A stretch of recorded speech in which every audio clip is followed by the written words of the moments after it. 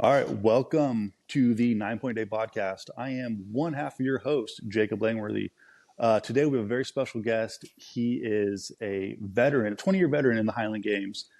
He's set world records and competed in pretty much every single class there is. So get your pens and your paper ready because we have Coach John Odden. Thank you, John, for coming on the show. Thank you for having me, Jacob. I really enjoy doing podcasts and making sure we can get some good content out to people and just keep it as real as we can and just invite those conversations in. I love the questions and just getting me thinking in different ways too. Perfect. Yeah. So it's 20 years, right? That's how long you've been competing? Yeah, truly 20 years now, 2004 on my little home field there in Kelso, Washington. Yeah, I think you get your pension after 20 years, right? Is that how that works? Yeah, we should get some kind of bonus too or accolade. Yeah, it's actually, in all joking aside, that's something I'm most, or maybe not most proud of, but it definitely there's a certain pride or a certain that I love sharing that part. And I was actually just sharing that. We were at a car dealership earlier today with my wife too, and just chatting a little bit. I don't get into the Highland Games as much as, it's not the first thing that kind of enters the room when I just meet people too. But it's really fun to be able to say, I'm coming, out of the season for one thing on a more smaller scale, but I feel better than when I came into this sport. It sounds like an infomercial or something too, or maybe too good to be true, but I truly feel better. I could just go on and on about the old stories too, but I thought, I had enough back issues, enough shoulder issues. Like as soon as I got in the weight room as a young guy, I was, strong enough. I wasn't thankfully, super cocky, open-minded enough, but it basically just broke me down right away. And I was still kind of figuring that thing out, even though I had done my degree was in exercise physiology, and I had enough of that science background. I was very skeptical that, hey, I'll give this a try. And of course I wanted to stay lean, have abs and all that kind of stuff too. And it's like, hey, you can actually do that stuff. So hopefully this will come around to people and I can share, uniquely having my wife competing. She's a little bit older than me, and just having been around the Highland Games, and then, just the fitness health industry for so long now too. It's like you can really distill down, and having worked with such a wide variety of people, I think I can relate and hopefully distill down and, make sure I'm not talking to somebody who's ready to do so much more, be able to, hand them the full deal kind of thing too, if they're really ready for those, more advanced kind of tools too. So just kind of choosing the right gears to be in at the right time is I think super important. So I'm sure we'll get into that as we're going here too. Yeah. So what was your first step getting into the games? Because this was 2005, 2004. Yeah, 2004. It was 20. Were you riding that like Braveheart boom?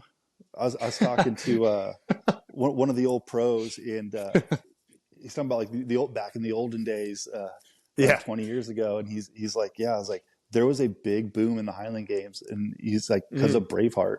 Were you riding that Braveheart high? No, I had I enjoyed Braveheart or anything in the like Gladiator and some of the big maybe the second wave of I could go on about that too, like growing up in the like He-Man era and all the Arnold and Stallone movies. Like I had no choice but to become something of a physical develop in muscle. Like I was just obsessed with that as a young kid. But no, I mean, I loved Braveheart, but it was just a sort of random chance. And the funny, quick version of that, I was like we had a team game. So it was kind of a rare opportunity. You just did 5 events at the time, team games. It was on a Sunday, it was just like low barrier kind of entry. And a guy got a fish hook in his eye, and I was like the sixth stringer. So I was like not even on the main cut. And we had a hospital team, we had a lifter team, and we had the lads were to me, like the all-star team. It was guys who competed. And back then it was like you had 2 A's, you had 2 B guys, and then a newer up and coming novice in the lads team, kind of the all-star team. So I got to see that on that level. And that was, before there was I don't think YouTube was in existence. Makes me sound really old, but I love sharing this stuff wasn't even around. We didn't have these distractions as much, but we didn't have these other, opportunities and that. So you're like literally stepping on that field. And thankfully I had a local coach who had enough kind of knowledge at the time to, have implements and be able to do a little bit ahead of time. But, I literally did like 2 or 3 practices kind of thing too, tore my hand up. I'm like, okay, I guess I got to rest till the games. And, didn't even pick the caber, let alone turning it. It was a crappy, gnarly caber. And I proudly can say I have won caber almost every time at any championship level in lightweight, and gone over to Scotland and done, well enough in a pro class as a relatively small guy. So, I think that there's hope. Hopefully that comes across. I love to share that too. Like, yeah, I had enough of an athletic background and some, people along the way that were there to help. But I really, I can't say, I guess I came from nothing, but I'm enough of a tall, skinny, enough of a geek that just like, hey, let's figure this out. I'm determined to do something. I don't want to sit on my couch. I got this degree. Let's go do this. It's just really, enough of that spark in the off season. Just had that one games. And I think actually not doing that well, having enough little bit of promise, and maybe like the weights and, not even hammer, as much as hammer has become in some ways my best event, or consistent event at least too.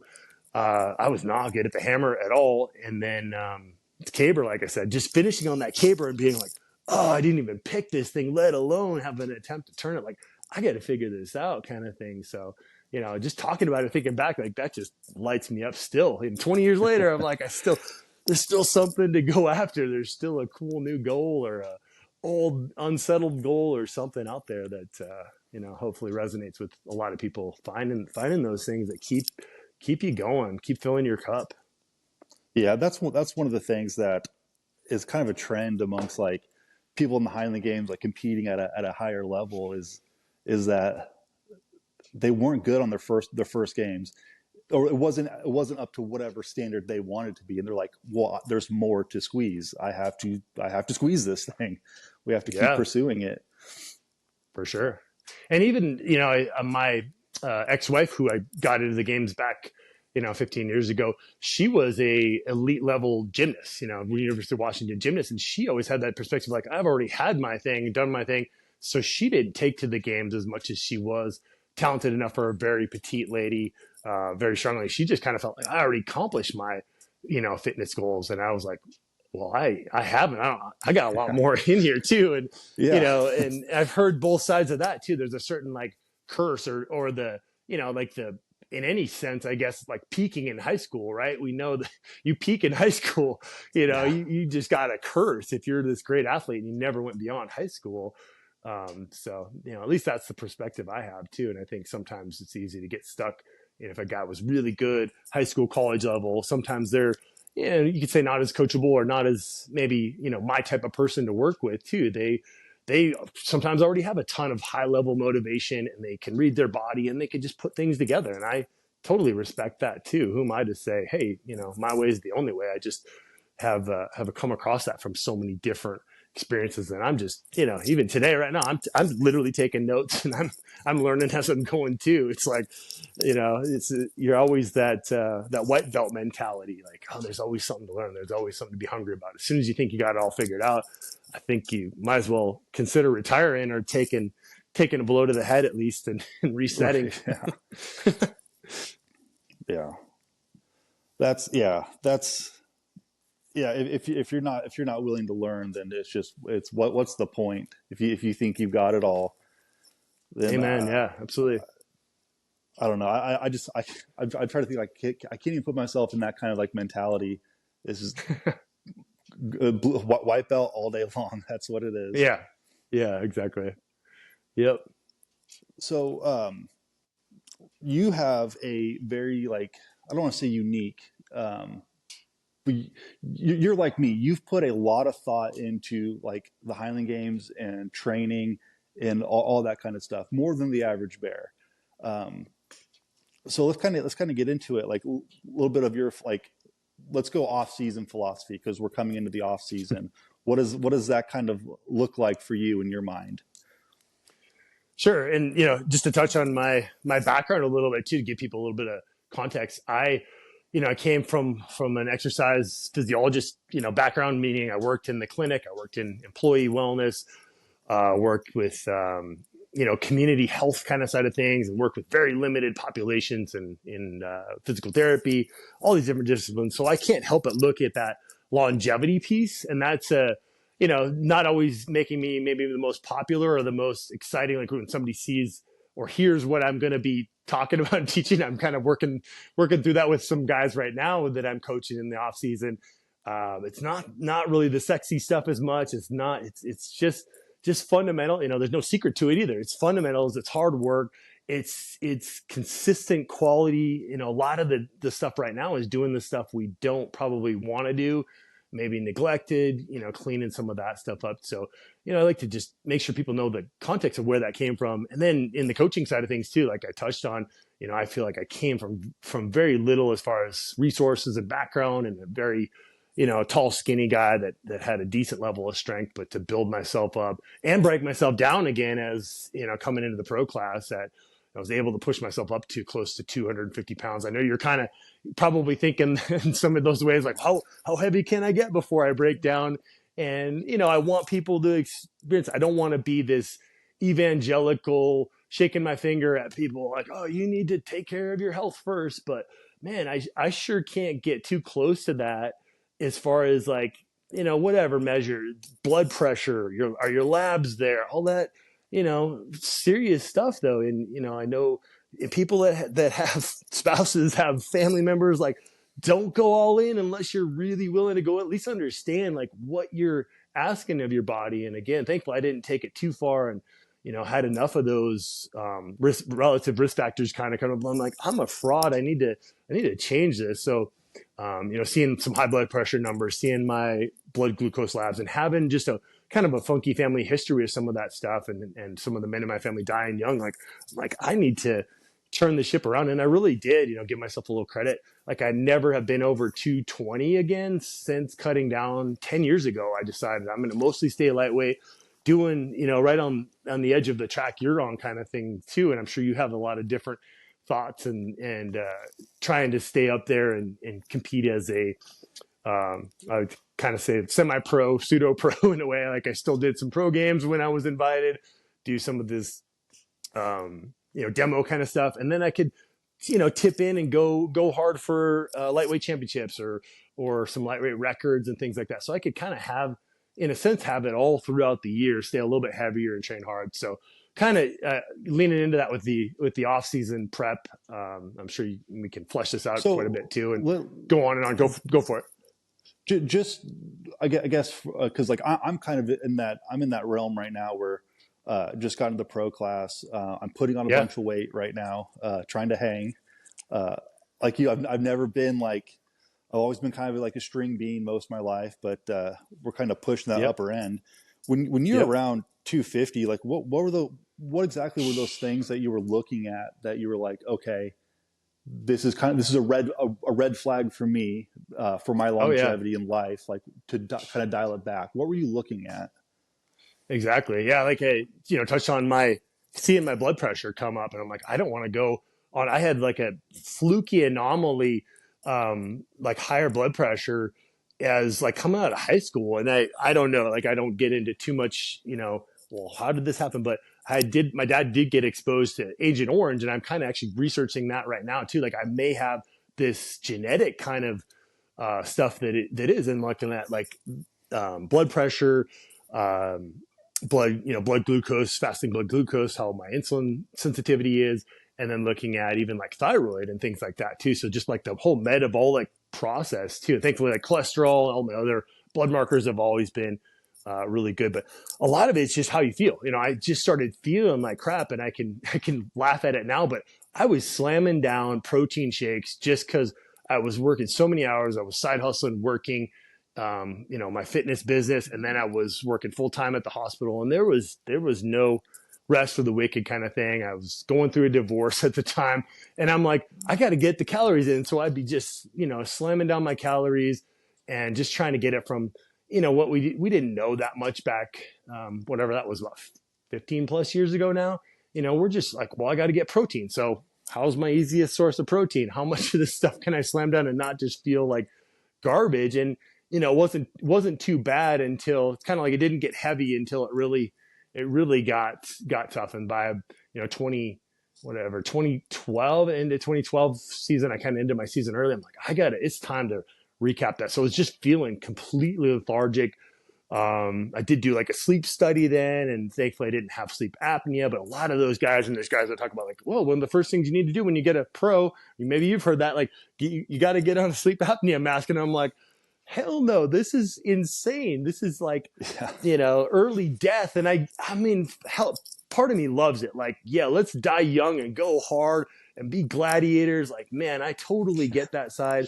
But then I have like devil and angel on my side. Like, no, but someday I might be a father. I might, I was single at the time, all those things. So I had, all that to just be, I guess you'd call it reckless in a sense too. But now I'm thankfully didn't take that too far. And also just low back. I've had enough low back issues and, had full prolapse discs in L4 and L5, meaning they're just completely black. They're just done. And enough, pain there. I've never had a surgery. I'm super proud of that. And I just realized like this just makes sense for me to shift this around. And the lightweight class, was shifting to 200 pounds. It was, just had a different appeal, enough different challenge. And I, quite honestly, like I had spent 4 years completely committed to being a pro. I wasn't doing as many games as some other guys, but again, lifestyle and everything else too. I had done my 4 years. I knew that, unless something massively changes, especially after I guess it was 2013, which is my 4th year, like everything was just, I had just tried to maintain, feel better, not lift as much, and realize like I just couldn't tolerate all that. And just seeing the numbers go down, imagine that. You see the numbers tank, you're not feeling good, like the signs point to like, you need to do something different, dude. So that's the nutshell of it for sure. Yeah, that's something I'm always kind of like keeping my eye on is how far can I push it, and like where's the line, because the line is somewhere, and I want to find it before it kind of finds me, like, exactly. There's a good saying, I forget who to give credit to, but it's like if you look to something, you look to find those limits, you're gonna find them. I didn't quite get that right, but you look for those limits, you're gonna find them. So it's an F around and find out if you want to. But hey, what if we choose to do this? And thankfully, I was I guess you could say methodical enough, and always push on that. Lean into your coach, not just because I'm a coach, but of course it's just one of the first things I say to people: find someone that ideally, paying for a coach. There's something to that too. I still pay to have coaching in different areas, things that I don't want to do. Get that like full attention from a professional that you trust, you can follow with. At the very least, find a super friend buddy who's going to really hold you accountable and be there with you through that the dark time of the deep off season kind of stuff, or the just that like we could call it the postseason. There's different models, and I could talk all about the science of it too. But like this is really should be, at least for most of us, as much as I hate to say the word should, this is the deep off season, or that postseason. So this is like recapping, and I think a lot of it, again, I could go on with the mental aspect, like what worked, even for you, Jake, I'll put you on the spot a little bit too, like what worked well for you and what didn't work as well for you. Simply starting there. A lot of people are like, oh, well, I'm too busy planning my next season out and looking at how far I can throw the hammer. Like, hey, that's awesome, but like, let's look at your life, constraints. Let's look at, I know you just moved. I know you just, what's working? How's the body feeling? Check in with all those kind of red light things too. Like how am I really feeling? Yeah. Have that conversation with yourself first of all. you bring up a really good point of a postseason.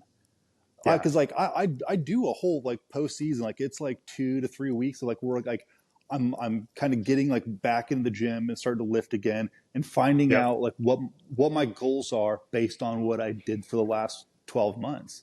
And I've never really thought of it as a postseason. I just kind of go into off season mode and like call it whatever you want. But it's a really nice way to term. segment that. Yeah, I think that again, we could get into semantics of words and what that means to you, whatever. But the posts, I like that more than ever too. Like the postseason it's a newer concept for a lot of people too. I think to come back into those models, but really time to reevaluate. And again, even to you, it's like great 2 to 3 weeks, but a true elite athlete, it could be 2 to 3 months. And that's what I used to do when I was at the pro level. People are probably shocked by hearing this, but my end of my season would be into September.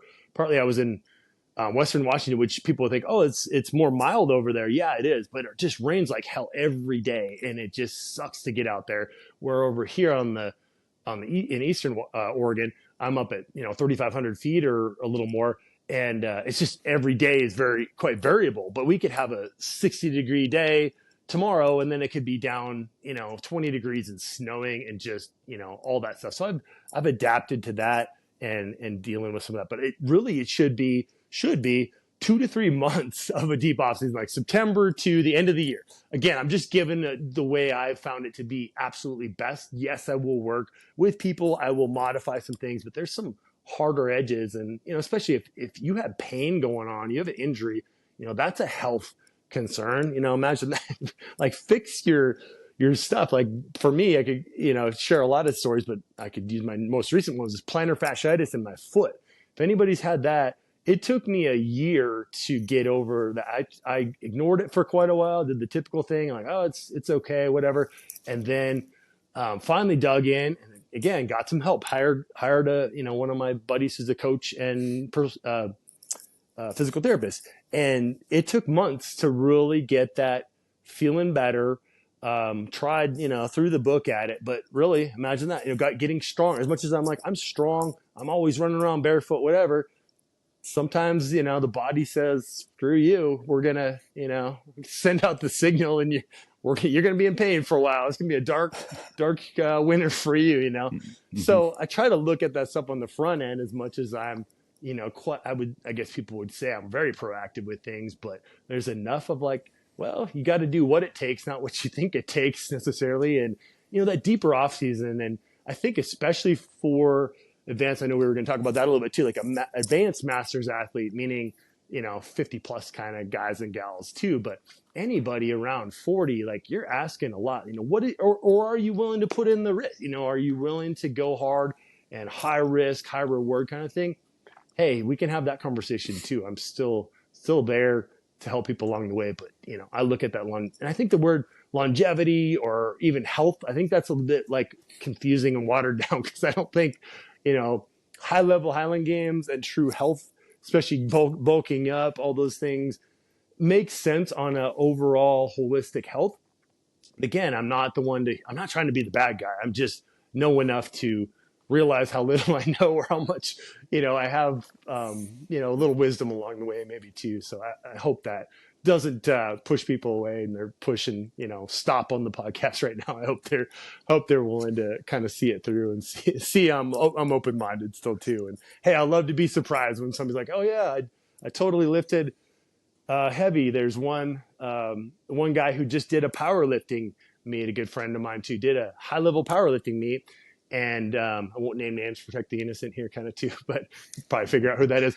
And then he was throwing still at a very high level Highland Games, and some people can magically do that stuff. And it's just incredible to be like, well, I sure as heck know I cannot lift like that during the season. I would not progress at all with those classic barbell lifts. I'd be broken down and trying to throw. Yeah, some events like weight over a bar might go, like standing weight over a bar might go reasonably well, or some of my other events. My hammers are going to be crap.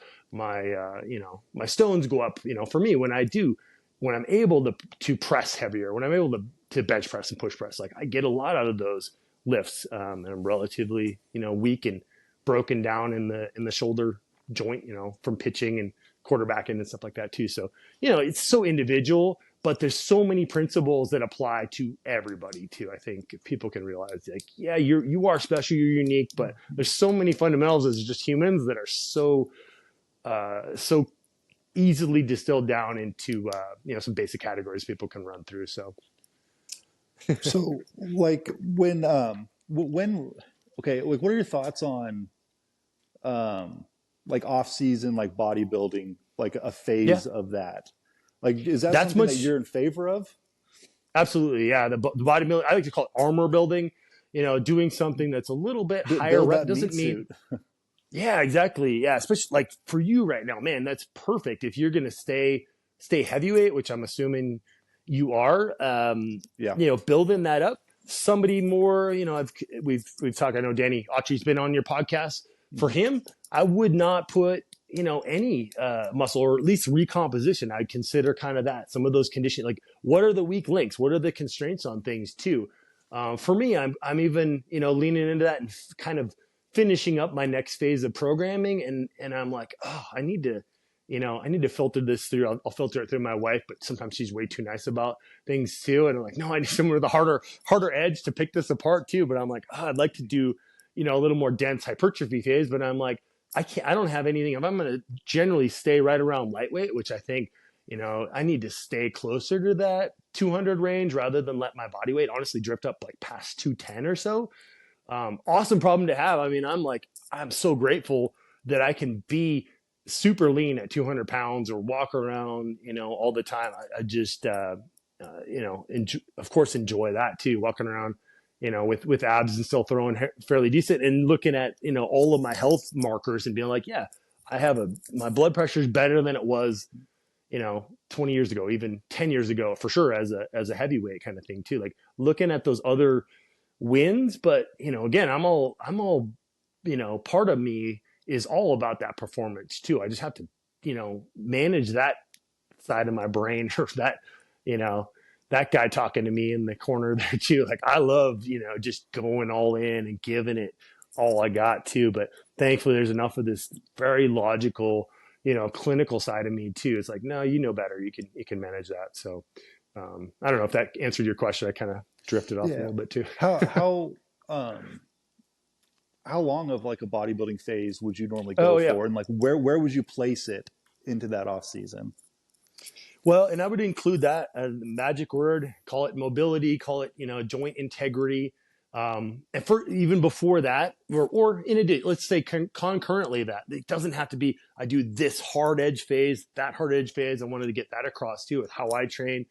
And I like to make sure people know what I post on social media, even though it's a lot less than it used to be. Those are just little snippets of like the fun stuff I feel like sharing. My programming is a lot more boring than people probably realize. I do a lot more traditional lifts. Like even right now, I still have two main barbell lifts in there, and I'm doing like a strong man kind of Saturday, but it doesn't have to be so black and white. So yeah, to answer that, yes, 2 to 3 months of more, call that's joint integrity too. If we're doing higher reps and we're doing slower reps, that's going to be a nice, sort of break or whatever for that joint integrity and training, the weaker links, movement patterns. I always want people get out there and do it, call it GPP conditioning, do some, I love the kettlebell swings and snatches and all these interval kind of training stuff. I'm not anti CrossFit, but I don't think learning a ton of new skills and jumping around between these workouts in a high intensity environment is probably best for our joints and maybe even our mind. If we go from one super intense thing to another, I want people to be like so Jones into touch an implement when we actually touch a real implement. And I do years I've done the Arnold and years I've done like early season games, there can be a lot of value to that too. I've enjoyed that. I've generally done really well off of a nice strength block after that hypertrophy. But I guess backtrack for a second too is the mobility. Look at the mobility, what's going on with the joints and body spend, working out, or like, for me, like my foot and stuff too, my plantar fasciitis.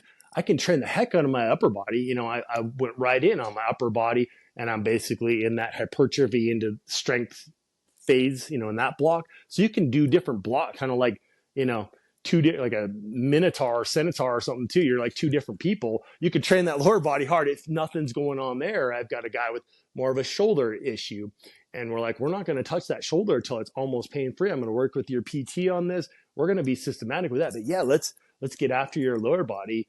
Or some other patterns that really work for you, or individually, whatever people are coming in with too. If you're like, well, I've been a a sprinter, I'm skinny, whatever. Yeah, you don't need as much power stuff. You got maybe great footwork, you're athletic already, and you just need to get, maybe get stronger in that category. You can truly spend, bulk up and get stronger, so that phase could go out longer for you versus somebody who's going the other way. They're a heavyweight, they've been a power lifter. It seems like there's more and more of those kind of guys and gals in our sport, which I love seeing. People from all different disciplines, I really do.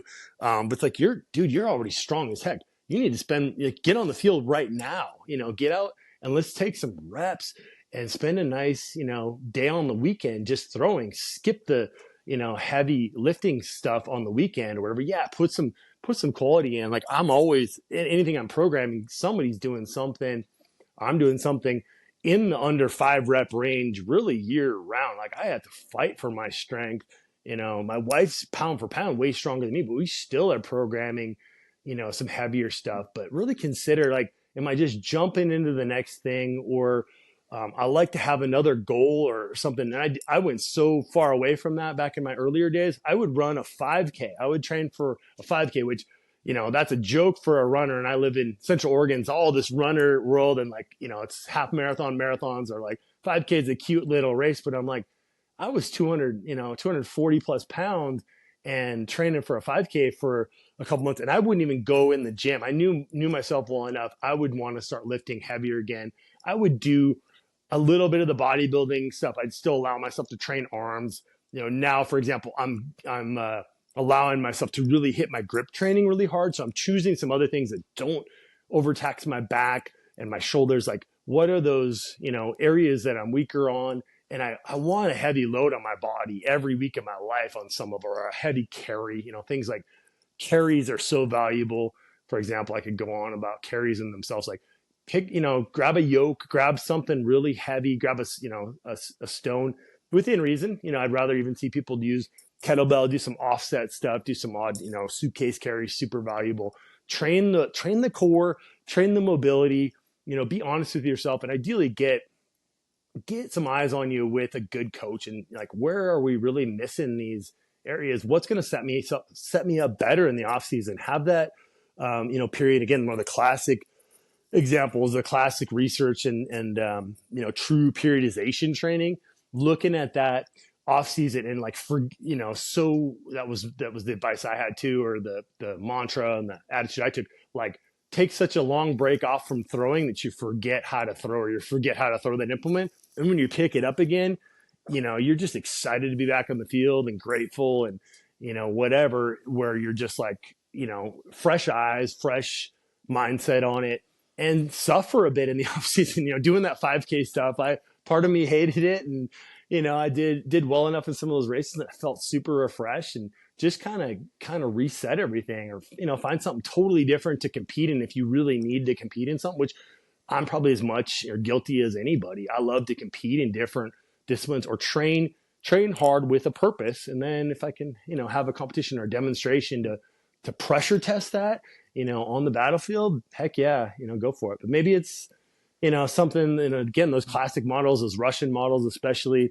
Look, I have a periodization training for sport right in front of me right now with Tudor Bompa. If people know who he is, classic coach. I think he's Bulgarian.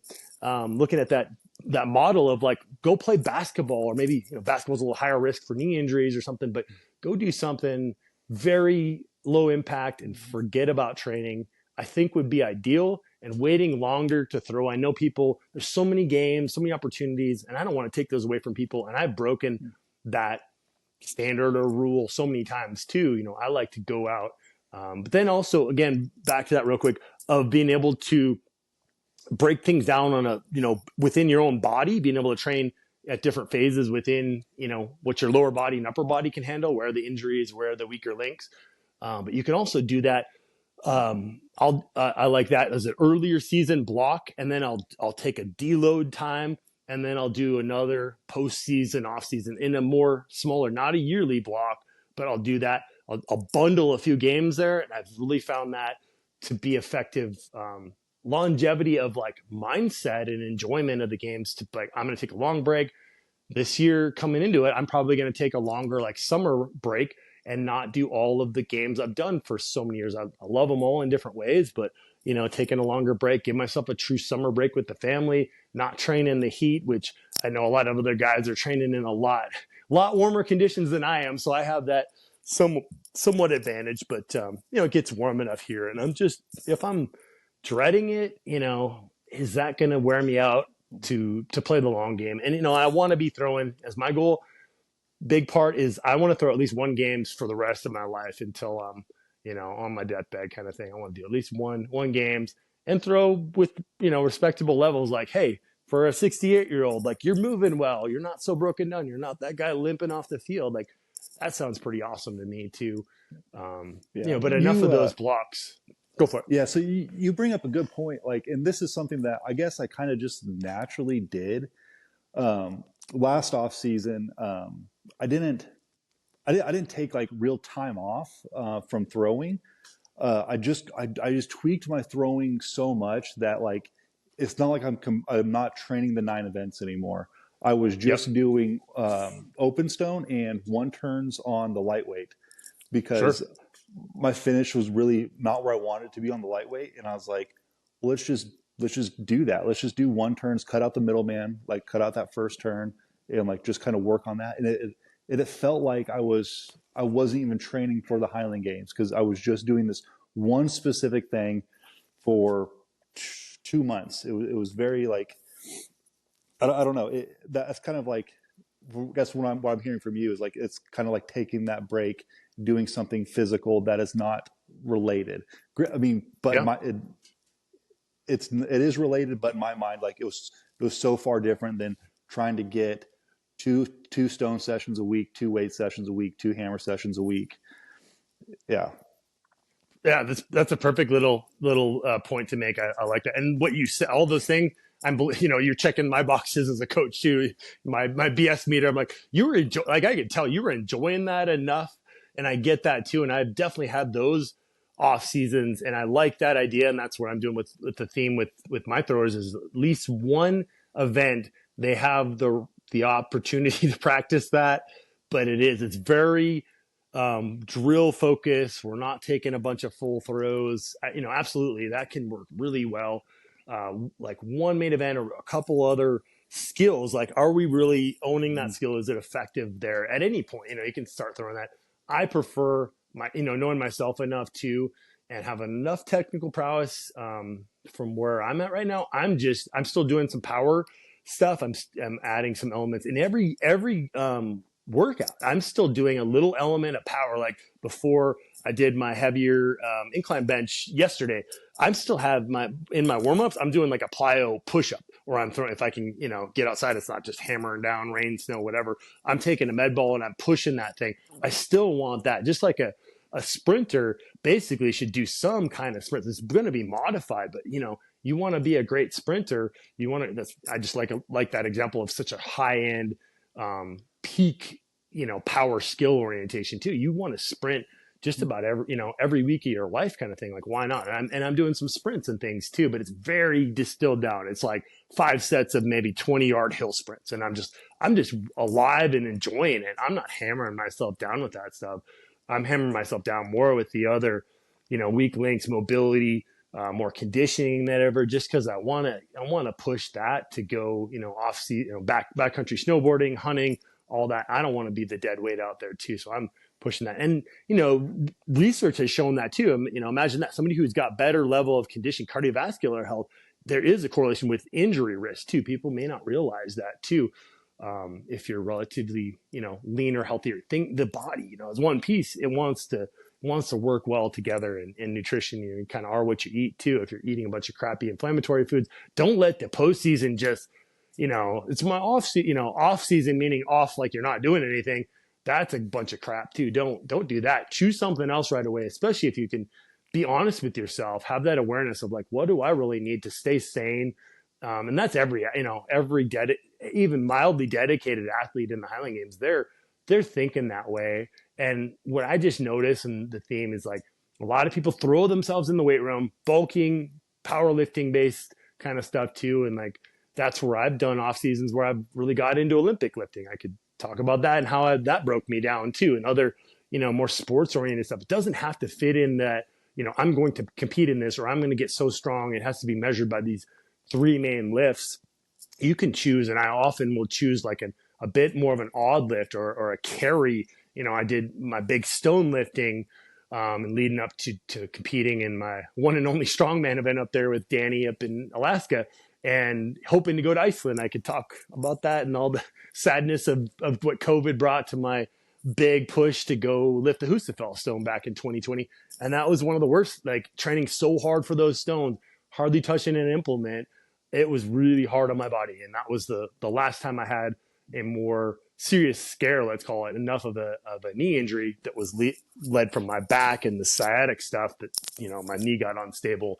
And I had let's say, close enough call where I had a mild tear in my meniscus, but thankfully within a couple weeks, it was a lot better kind of thing. But that woke me up to say, yeah, these two don't play well enough together, at least towards the in season. If you're going to go after that powerlifting goal or other thing, now's the time, and try to schedule a games way out, depending on where you're in the country. I get that the local games or whatever are in February, March, April, whatever. I love that too. I love to throw as much as possible, as well as possible kind of thing too, but doesn't play nice with some of the other things. And that's just the, adult decisions that I think, need to consider, especially as we're aging. So you've mentioned carries and yokes a couple times. What's kind of like, what's your go-to like carry that you think can be useful for like a Highland Games athlete in the off season? Sure. If there was one, it would be a suitcase. So one arm carry with a load. And I've gone up to some really heavy kettlebells, and I like the grip aspect of it too, and the grittiness of it too. But some, the kettlebell start rubbing into your body. And then another like key technical things too, I've noticed, like when you put your arm out, which we all do to counterbalance when we're throwing naturally, put your arm by your side and be as aware as you can be about a super strict, like dead center. You're not deviating, walking around like the old V8 commercials. Like, have you had your V8 today? Yeah. And you're like way offset. That kind of stuff. Put your arm by your side and start with marching, very slow, like toe heel, and own the heck out of that movement. Toe heel, get your hip flexors, get your hips like really going. So your core is just rocked with that. I love that one. And then I love the, sandbag or Husafell type of bear hug, Husafell carry. Those are my two go-to. I like some overhead type of stuff or some offset type of stuff. I do all those kind of varieties. That can work well. And I like to go, if you're going to go like high-low type of carry, like make this quite light, or even a shoulder carry, you want quite a bit of difference if you want to train the core. Otherwise, you might as well, bear hug. Or sometimes I like to load the heck. I'll go shoulder carry on that, either side, because my stone lifting influence and all that stuff too. I want to still maintain some of that stuff, and I want that so much mental fortitude to carrying something heavy for a reasonably long period of time, and or even sometimes the light carries. I'll do. There's a program called the Kettlebell Mile. That is a mile of kettlebell walks with, I forget like the standard weight, but like I've done up to like a 32 kilogram carry, or, rucking, carrying something that way. There's a lot of ways you can do it. All have potential value, but my go-to for the Highland Games would be those, as much as I hate to like narrow down. That's the exercise, the magic one that you got to do. And then later, if you really want to go after it, put that a little higher priority in your programming, because it's very easy for me too to put it at the end of the program. Oh, there's my conditioning, I'm going to do this and that. Same with some other things like a kettlebell swing. It's like an afterthought. I'm going to do 20 half-ass kettlebell swings for 3 sets at the end of my workout, and then I'm going to evaluate whether that was valuable or not. Like there's no value to doing garbage stuff too, or too heavy or too light sometimes. Not necessarily Highland Games guys, they probably go too heavy in those movements, and again they're just hanging on, carrying, or like, no, I can do nothing wrong with a probably maybe the grittiest. Well, after I think the Husafell is the number one, because your breath, it's imposing its will. It's just sucking the life out of you. You're finding I call it like a little air pocket to breathe, and you're just like, oh, I've got to do this. You're just sucking it up. But the farmer carry, two heavy carries, and sometimes it's at the games, at some of the secondary events and stuff like that too. So it's pretty awesome to have a heavy farmer's carry. And that correlates with longevity, grip strength, and like that ability. That tells you something about how, to a point, how athletic and how well you're moving overall, and do you have that mental fortitude? So, I think Yeah, people could benefit a lot from that. I think the mental fortitude, like, because that like carries are something like I've done some like suitcase carries here and there. I've dabbled in like stone lifting, and holding stuff on my chest is not a good idea. I will pass out. I will be breathing the entire time, but it'll be lights out at some point. You'd check out. Wow, there you go. Yeah, it's crazy. But like I've done more carries this year than I have in the past, and that's just because there's been a thing at the games. In Yeah, Texas, I they like had it. a Husafell shield carry. It was shaped like Yep, Texas. It was very cool, and perfect. I don't know how far I did. Or how long I carried it, but like I just tell myself, like, don't let anyone else go further than you. Like, don't let anyone else beat you. And like just like that Something to that. Yeah. imposing weight on your chest, it was a Yep. lot. Yep. And That tells then me something about your personality for sure. Yeah, you wouldn't be the well, guy that need to push on some of that stuff. It's more like, let's tone back and hone in some of those details. So I appreciate that for yeah. sure. And then which at the Wichita Games this year they had farmers carry, and it was like 200 in each hand. That's what they said. I don't have a scale. I don't know. It was Oof. heavy, Yeah. Yeah. and it was a down and back for distance, and you had like I think it was like 60 seconds, which was a Okay. long time. And Oh yeah. like just like the fortitude you have to do to like if you drop it, like is everything in your power to be like, I gotta pick this thing back up and I gotta keep Oh going yeah. because the time's not done. And Yep. Yep. I got to like the very end of it, and I was like, all right, I'm done. That's really good. And then I hear there like 6 seconds left, and I was like, Dad gummit, I had to pick the thing back up because I'm like, I'm not going to leave it with 6 seconds on the board. I'm going to get those extra Yeah. couple feet. And Yep. like it's a real mental game to to have stuff in your hands that's wanting to yank you down to the side, and you got to say, no, we're going strict. I know Yeah. this is 150 pounds in my hand. We're being strict here, and we're going to walk these 20 feet, and we're not going to put it down. Yeah. Absolutely. Exactly. Yeah. That was my 2019, like as COVID was coming on too, I was like, that's the most dedicated for the longest period. I know, like a super dedicated power lifter, Olympic lifter, even Highland Games athlete, they're planning, a full year block. But that was a true. I programmed that out. I had some help with some of the programming for a good 9+ months before I was going over there. Like, I'm going to go over there, just like you said.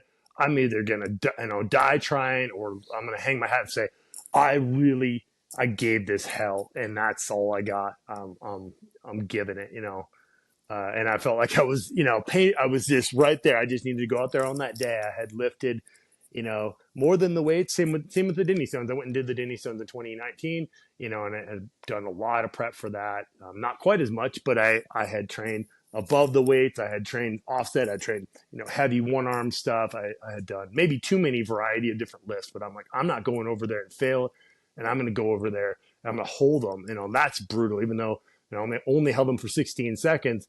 And didn't have a great timer there counting it out for me, but I'm like, I'm giving it everything I got. My thumbs are going to have to fall off, which is, if people haven't lifted them, it's pretty much the thumbs, as weird as that might sound, your thumbs, and, just that willingness to embrace that suck. Your thumbs just feel like they're going to explode when you're doing that kind of lift too. Or just some of the What grip strength I'm doing for holds now too. It's a different kind of 20, 30 second, a minute holds, a minute, carries for super long periods of time.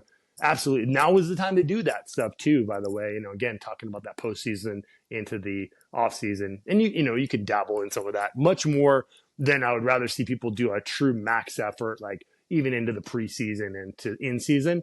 Go bust yourself up more on that, or go do grip is very neurologically fatiguing too, but I think it's a bit more sparing on the joints, at least definitely for me, and the shoulders and the rotation ability, like being so stiffened up by some of those other big lifts. Doesn't do as much with the carries. So I like that a lot too. what was your when you did the Denny's? What number were you?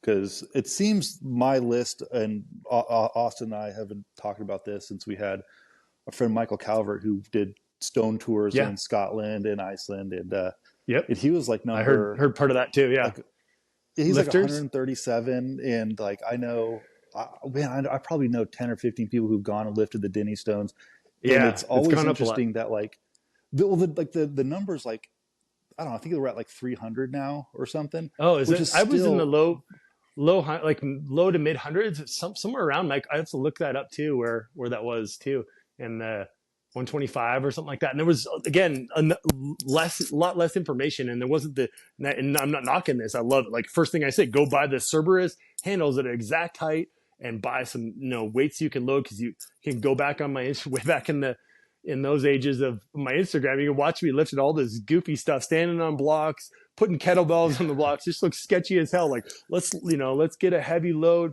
How heavy can I load my trap bar or whatever too? And loading the heck out of that with all kinds of weird setups. Thankfully, not knock on wood, nothing bad happened during training, and I was able to go basically hit exactly what my goal was on that day. It was a really good feeling. Never having touched the actual implement, but enough, again, talking to people along the way, making sure you're prepared, enough for that. But there's so much more. Anyone who goes over there now and doesn't lift them, I can't imagine, why not? Like if you prepped and you schedule that and I yeah keep talking to people, like be humble and be vulnerable enough. Like men don't talk about that too much. Be vulnerable, like be willing to say, I don't know what the heck I'm doing. Can you help me? And, I'm always more than happy, as much as I come off pretty strong, or at games, people are like, whoa, I'm not going to talk to that guy. But, I love any kind of question, especially, good or great questions, but I'll take anything people have to ask about that they're genuine and put a little thought into it. I enjoy just, hey, I didn't know all this when I started. That's for sure. I pieced yeah it together. especially with like stone lifting now, it's Yeah. gotten pretty popular to the point where there's a million people on the internet that like are more than willing to share what they know about very specific stones. Like Yeah, I know absolutely. you've been to Utah and lifted a bunch of those stones, and like even like the Denny stones, like there's a ton of people who they kind of specialize in like those stones, or like Yeah. the Denny's or the Husfeld stone, and like Oh yeah. Right. Right. tons of Yeah, that's information out cool. there these days. Yeah, that's again talking about off season, and that could be enough of a cool offset goal too. And I didn't know, like, how's my back going to respond to this? How can I handle that? That's a weaker link with my history there too. And thankfully, was able to get into that pattern. That it was not so much. I like the phrase, or that term, pattern overload. A lot of people are so stuck on the same patterns. We want to spend time in the offseason breaking those patterns, or do something, like say same but different, enough for that variety, and some stuff that I'm doing with different, like moving my, different chain implements or different med balls, like moving in a similar pattern. I'm not completely like reinventing the wheel, but I'm doing some different variety of patterns, break things up, get your brain firing all the way, and being athletic is we could go on about that too, of what I think people get a little confused or forget, to really be an athlete all around first. And I love that too, being able to, sprint for whatever distance. If I needed to run, or I can hike all day in the mountains, and then I can go, lift a reasonably heavy enough weight, or lift, stone even better. I'd rather see that as like a true test of strength, and carries, and enough overall athleticism.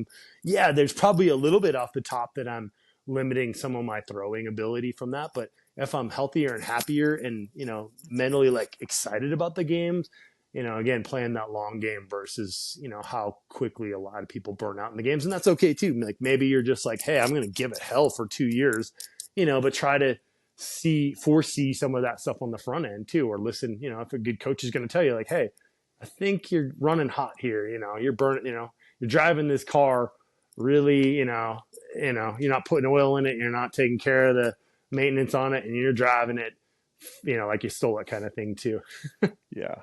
And then that's kind of one thing that like I tell people a lot, especially new guys and girls getting into the games, is like, because most people who come to the Highland Games, like they haven't done a sport since high school, and they're Exactly. 30, they're Yep. 32 at this Yep. point. Like I'm like, go like be an athlete. Like we're here to throw, and like that we're doing a throwing sport, but like man, you got to be able to move. You got to like do somersaults, like just have you Oh done a yeah. jumping jack in 20 years? If you haven't done that, Yep. do a jumping jack. Like I need to know that you can move because like we're going to put it under load and you're going to give it everything you got.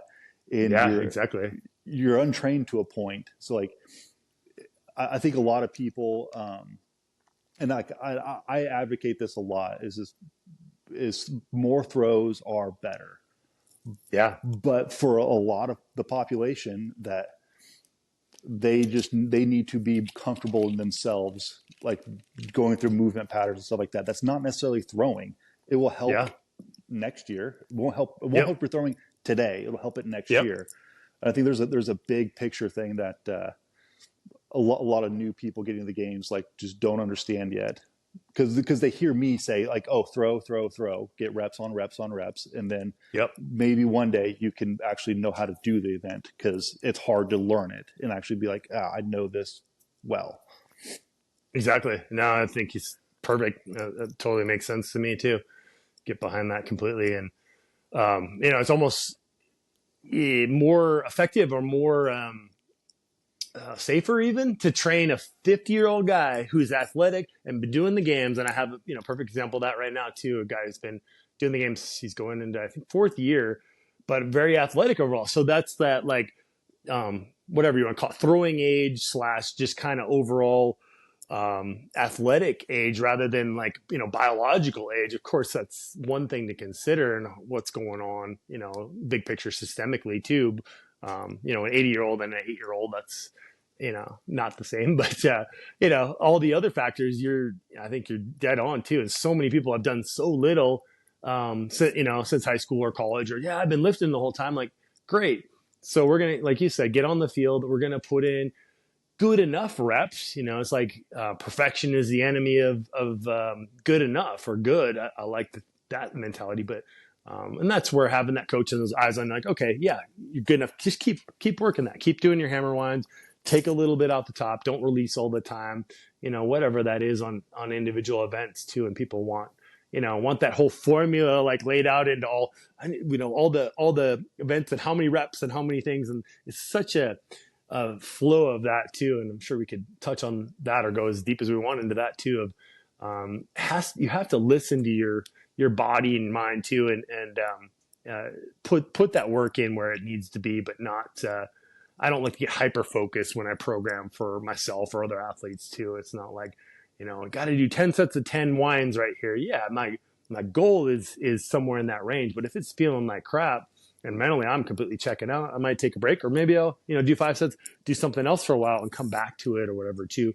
Yeah, that's the a nice target to aim for too. But I'm not dead set if my shoulders are feeling like garbage or it's pouring down rain. Maybe that's just an old master's kind of attitude, but it's more for me like live to fight another day. And I'm like, nope. All right. I'm an adult. No one's sitting here watching me, evaluating me. Who the hell cares? It's my choice to do this, and I'll make up for it in other ways too.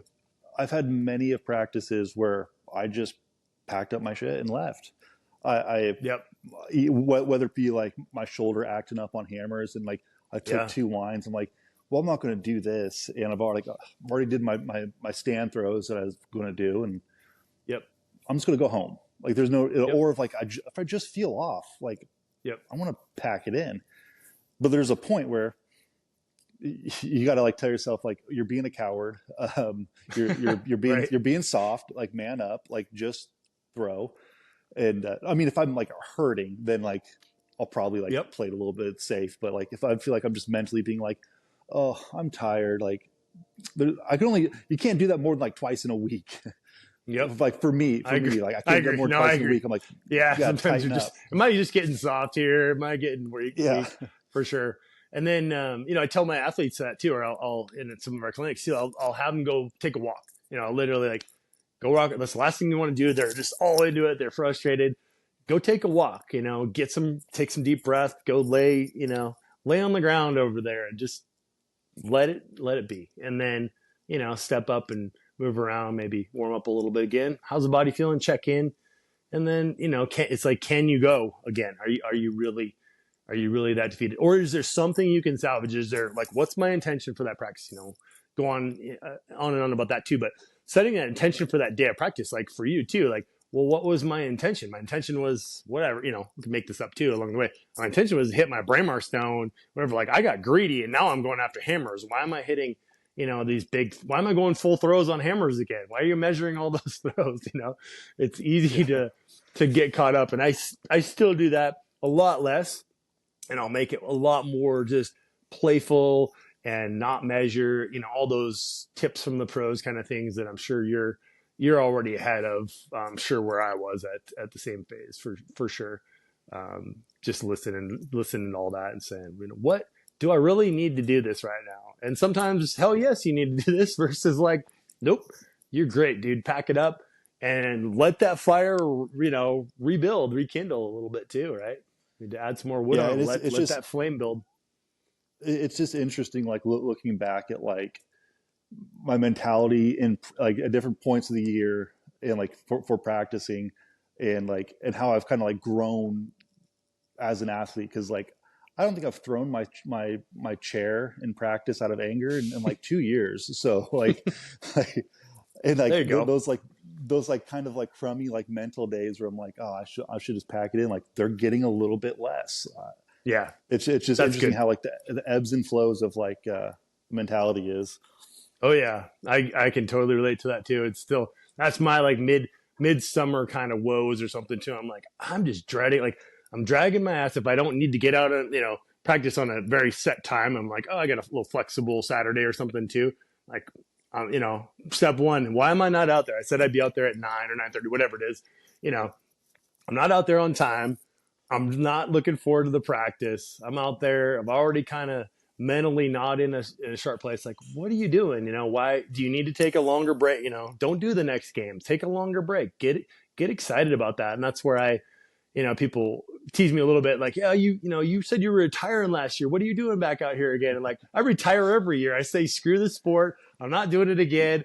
The fire's got to be a hell yes. Let's get all excited again. And thankfully, or begrudgingly, whatever, my wife is so excited about the game. She's already thinking about Masters Worlds next year again. And I'm like, yep, I'll probably be ready to go again. I'll find my way back again. But I set it up like, again, that deep off season, postseason stuff. It's like, let's do something just totally different, and hope it comes back. And it always has. It's like, Mm-hmm. set it up that way. You step away, it's probably still going to be there.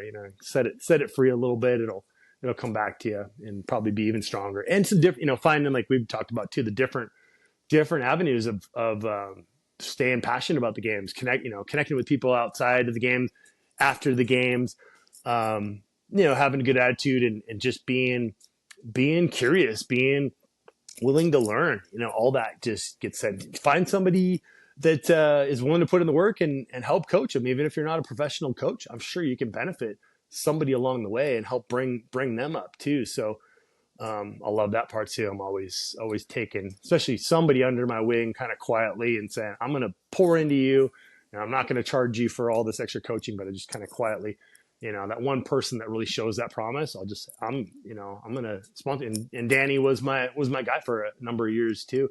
And it's like, I'm just going to pour into you and expect that you do a good amount of the work that I set for you. And then some of this, like, go do your thing, have fun with it too. Yeah. We have enough very different body styles, certain different in our personalities, but we come back to the same fundamentals, the same foundation there too. And it's fun having somebody that's built differently than you and thinks differently too. We don't have to all be wired the same way. We can still get there from, somewhat different courses. So principles Mm-hmm. are still the same of all the throws or all the lifts, and it's nothing that new. Fundamentals are always fundamentals.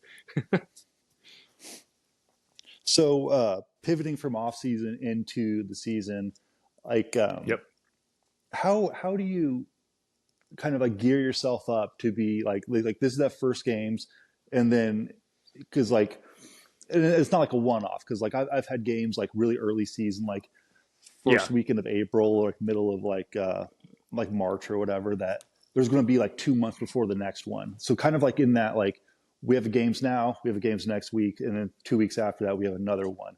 Like when the season Yep. like really kind of kicks off, like what kind of things are you doing differently training wise, or that kind of gets you to that point? Sure. And I can touch on like what I used to do, more mistakes versus the more mature masters. And, after throwing for 20 years kind of thing too. So I'll kind of start at maybe actually start now from where I am now and kind of work my way back a little bit too. But I think, and again, I wouldn't recommend this for a new thrower. This is me and where my body is. Like I will go all in on a month before a games nowadays, like all in on throwing and peaking, maybe to a fault. I can't help but, and I do so few games a year type of thing where I would rather, split that or bundle them or, do 2 or 3 in a month, and I'll really hit that nice peak. So it's still for me a ton of throwing. It's a lot more technical work, a lot more, mental work than ever. And I'll really cut back on my lifting. And some people just cannot stand that. The thought of that even too, it's very minimal. I'll still train relatively heavy, but the volume is so low. There's a program, it's from Pavel and Dan John that I really use as a base template. It's called Easy Strength. And, just like it sounds, it's just basic strength stuff in the 2 to 5 rep range. And you're just choosing 2 main lifts and you're just punching out 2 or 3 of those main lifts. It's nothing that every thrower isn't kind of doing, but I think they try to just put too much into the gym, and especially the week or even 2 weeks, especially if I'm making weight. It's really like 2 weeks out, definitely a week out. I'm doing almost no lifting, and still, I guess what I do differently, maybe more so, is more sprinting, more of these, explosive lifts, like into or contrast training, where I'll be doing a lift and then I'll take a throw, be doing some footwork stuff in between that kind of stuff. And even deep in the off season, just touching on that too, I'm all for people doing some footwork, getting their feet moving well, learning to dance with the implements or even without an implement. Can you do a drill? I call them like dry fire drills or something too. It's like, can you even do that movement without a weight in your hand? How can you do that better? Maybe you can, but what if you could do it kind of like an Olympic lifter or a lot of other sports? If you do it with a very light implement, can you do that well? Like, well, I can't squat well unless I have 400 pounds on my back. Well, to me, that's a problem. You're not that athletic. Can you drop down into a deep squat? Yeah, if you're a big, 300 plus guy, yes, you're going to move a little differently. That's okay. But, for me and more average mortals, I like to say too, like I should be able to drop down in the squat any moment, any time. I'm always, you don't have to get ready if you stay ready kind of attitude. You're always kind of on that edge. And that's where it just comes into more focus of the skill, the crazy thought, like, let's work more on the specific skills. Then I'm very much into throwing. I'm getting to a point like 2 weeks out or so, even, in that 1 month block, like 2 or 3 weeks, I'm burned out. Like I'm so sick of throwing. I've been putting a lot of reps, and I'm a fan of doing lots, especially if, having the practice field literally in my backyard nowadays, but didn't always have that. But I would get creative to take some throws, to take some power stuff, and even if you can break it out in the day. I would get up before work back when I worked, in the hospital setting. If I wasn't coaching somebody in the morning, I would have 2 or 3 days where I'd get out and throw if it was light enough out, or I would do at least some drills and go down to the stadium and throw a med ball against the wall, something explosive, something sprinty. And then later on in the day, I would lift. If you can set your lifestyle up that way, yeah, that gets a little extreme. You may not have very many friends. You may not have a girlfriend or wife, but, you're throwing well. It's helpful, to break that up throughout your day and your week too. I'm always a fan of doing the explosive skill work first, and then going and doing the dirty work, doing the heavier stuff, doing your conditioning. Break it up. Don't make it a marathon, especially as an aging, master's athlete or someone who doesn't have that base of throwing even. Don't go kill yourself for hours and then like, oh, now I'm going to lift or something like that. Don't do it on the same day. But if you're going to or you need to, break it up into smaller sessions. Break that skill work. That works for everything, from any skill you want to learn. Break it up into smaller doses. There's nothing that says it has to be that way. Yeah, I started doing that last year and a little bit of the year before, where I was finding that if I'm trying to squat and bench on the same day, especially on like speed blocks where like I'm doing like 10, 12 sets, like I'm in there, I'm out there for 3 hours for 2 main lifts. And like, that's not even counting my accessories. I get bored and I'm like, I don't want to be out here any longer. So I cut my accessories. I'm like, well, now I'm just kind of cutting myself short. So I Yep. found, I'm like, you know what? I'll go bench in them. I'll squat in the morning and I'll bench in the afternoon.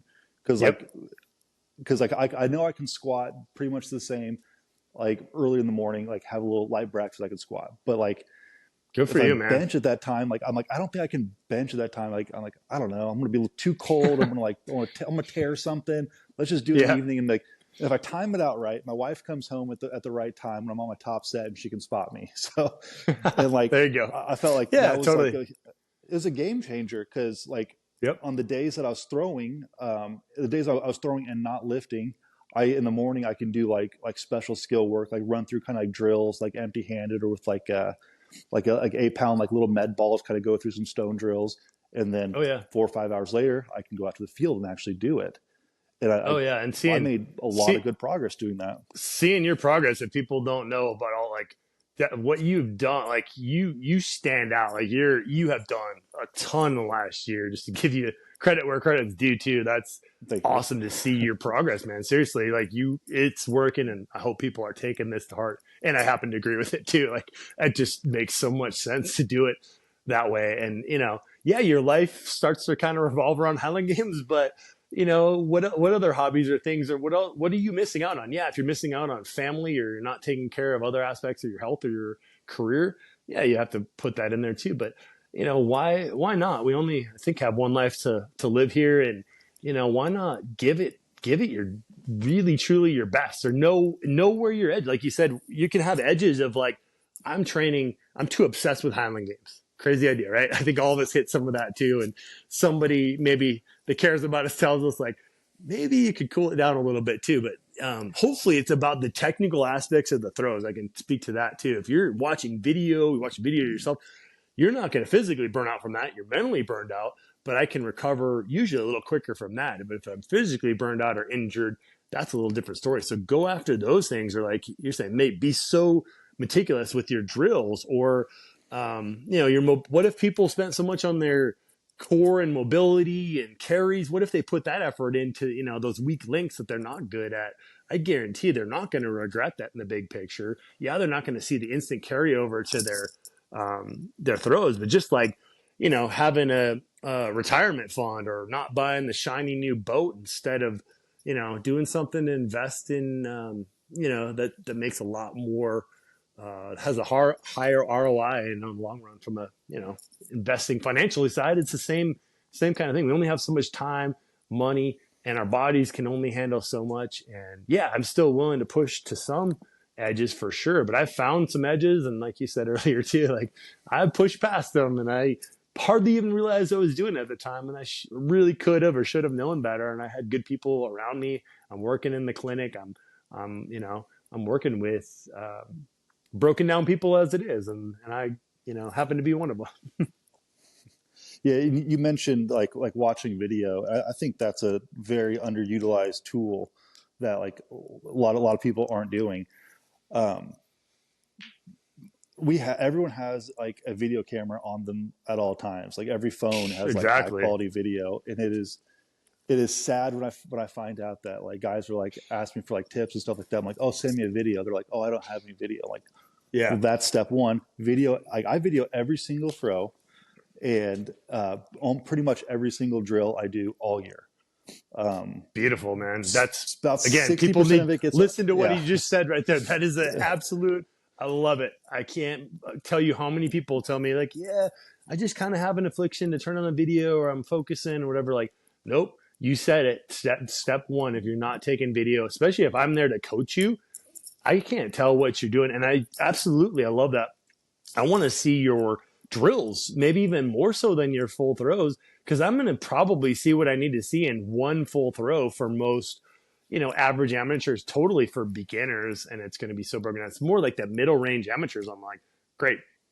We're just going to go back to this fundamental piece too. But yeah, I love it that and that, as you know, too, it takes mental fortitude to do that, but it's so ingrained in you. You know the value of it. You don't have to question like, oh, is this worth doing?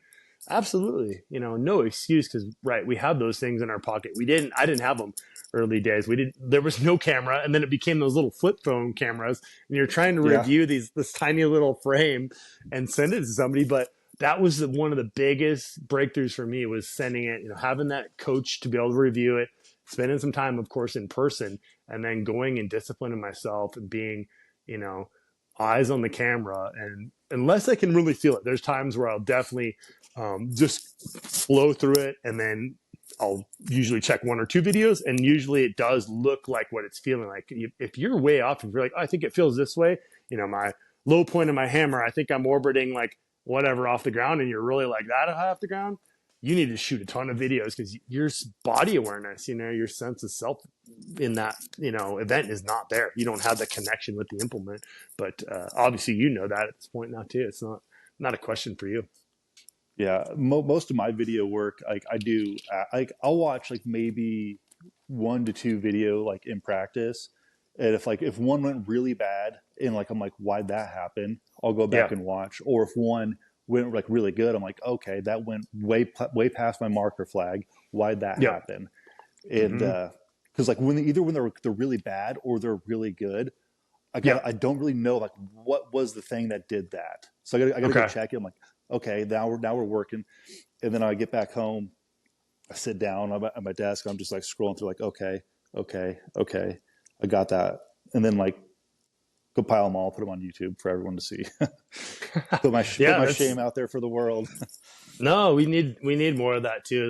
That's really awesome to see. See you doing that, and being open to, you know, to all that. And that, to touch on that quick, there are some times and places where I will watch every video because I'm just breaking down. That's more, we're talking back to the preseason side of things, breaking it down. Especially for me, it's like, it's been sheath, and throughout my life has been stones, especially the open stone. I really want to see exactly where my feet are landing. Where am I hitting that power position? I cannot feel that as well as I can feel it with other events and breaking things. It could be it could be a weight over bar or anything too, but it tends to be those events where I can tend to feel and flow through that, because that could also throw somebody off if I'm over analyzing and not flowing through the practice too. So I like what you're saying, watching, kind of checking in. Hey, I'm on the right track, or, I'm doing the thing I said it to. I'm out to turn my right foot on my Braemar stone or whatever. Like I need to turn my right foot back. Okay. Got that. I can feel it. I'm connected.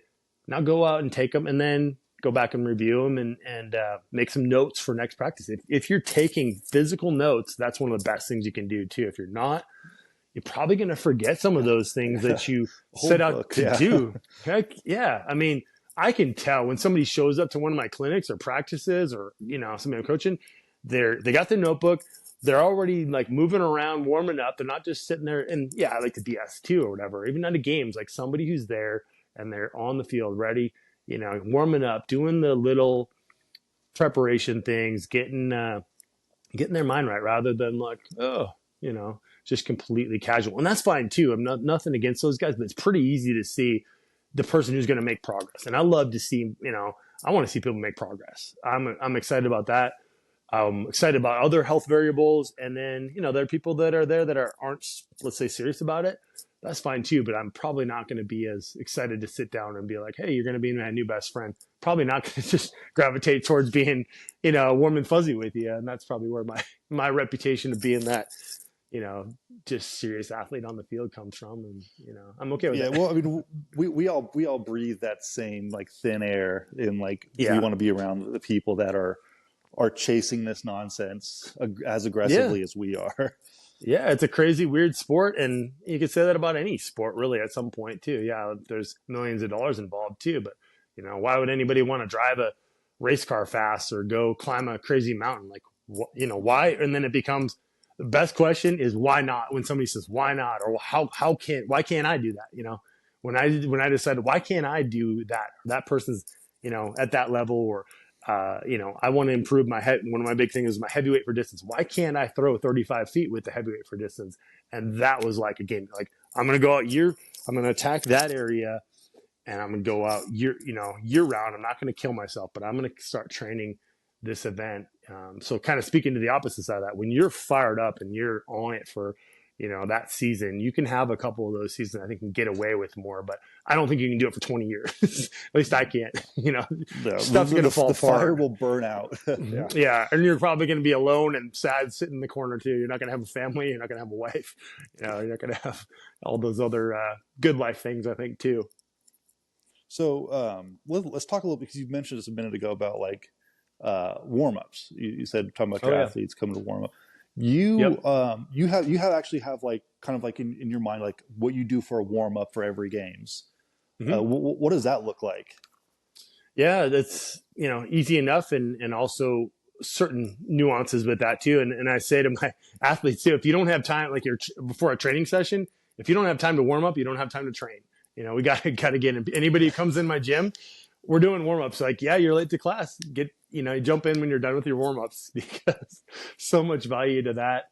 And I think that means different things to different people, or, some people just say mobility. Oh, I'm going to do yoga for that. And this is not knocking on yoga or anything else too, but I think there's a lot more specific movement patterns and ways that connect the neurological side of things. And, I've done a lot with that and shared a lot there, and also realized like, maybe I can step back into that. But, proudly I say I absolutely move better. Watching some of my old videos from 10, 15 years ago, I move better than that guy at 250 pounds. I move a lot better. I move slower nowadays, which sucks, but that's kind of happens. I think naturally when you're 45, you're not going to be as fast. Touching on that quick, watching the video of myself like almost 10 years ago on Weight for Distance, I'm like, holy hell, I was moving fast. And now I'm like, whoa, I am not, like, I'm hitting these positions so well, and it's just not quite going as far. But you just celebrate a little bit different wins, and the joy of still being out there, as much of a lame answer that can sound like too. But specifically with the warm-up patterns, I mean, we just, as simple as we want to take the joints through similar range of motion, the same range of motions that we're doing without the implement in our hand. We need to move our thoracic spine. We need to get our core turned on. We need to move our shoulders through a full range of motion. I do a lot of these fundamental patterns, a system called Original Strength that I've been a coach and part of it's certified and teaching for this organization for a long time too. Really simple way to literally get down on the ground and move around. So I'm doing those kind of things still between throws. I've really found that just helps me mentally and physically. I'm the weird guy that's rolling around on the ground between throws still. A little bit less nowadays, partly just, I guess, laziness and stuff, but I value it so much. I'm a lot less sore than most other guys on the next day after a competition. I joke, I'm like, maybe I'm not trying hard enough or pushing hard enough nowadays, but I'm not as beat up, and it's pretty awesome. My wife can usually say the same thing too. Yeah, well, we can have our days too, for sure. But, moving your body through, and there's a lot of great systems out there too, but just again, to say, you don't have to go and just do a yoga class. Or I would honestly say, for most people doing a yoga class, yes, they're going to guide you through things and this and that, but there's a lot of other resources, including this, Original Strength system. I've been a coach for Strong First for a long time. There's a lot of these patterns and mobility things, and generally don't sit and hold stretches. Thankfully, the research is going against, holding static stretches for long periods of time, especially like pre-training. Thankfully, that's like pretty much off the table. But I'll do athletic movements, and there's a lot of stuff on my YouTube channel that I've shared over the years too. I'll swing. I like things like Indian clubs. I'll be swinging an Indian club through that full range of motion, opening up my shoulders that way. Things like the mace. Lower body, just, getting the feet moving, getting some, I call them more primers, getting the feet going. Something as simple as like jumping rope, things like that. Nothing against the bike necessarily, but as a thrower, light on our feet, jump rope, condition our feet, get our feet really well conditioned. We tend to, wrap ourselves up in these heavy duty shoes for a good part of the day, or do nothing with our feet. Like, what if we condition our feet?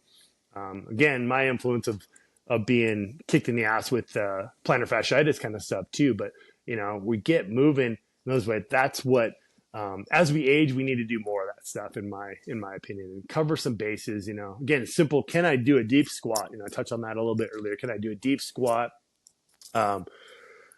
Just overhead positions. Can I hit overhead positions without pain? Things like that. can I get, is my rotational pattern, just my neck? Do I have full range of motion in my neck? If I'm stuck stuck here and cranking my neck, which I had some of that in the last, preseason into the season, if my neck is jacked up, how well are my throws really going to go? I'm going to be modifying some of my positions, some of my, bad habits are going to kick in.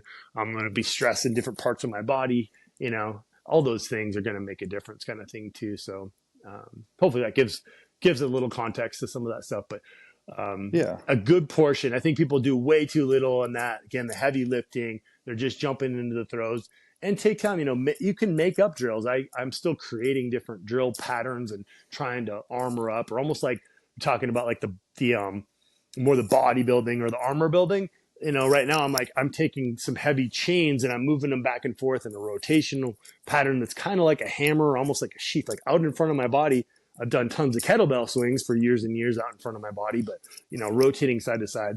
And I would put that, conditioning aspect as part of like that mobility, call it GPP kind of stuff too.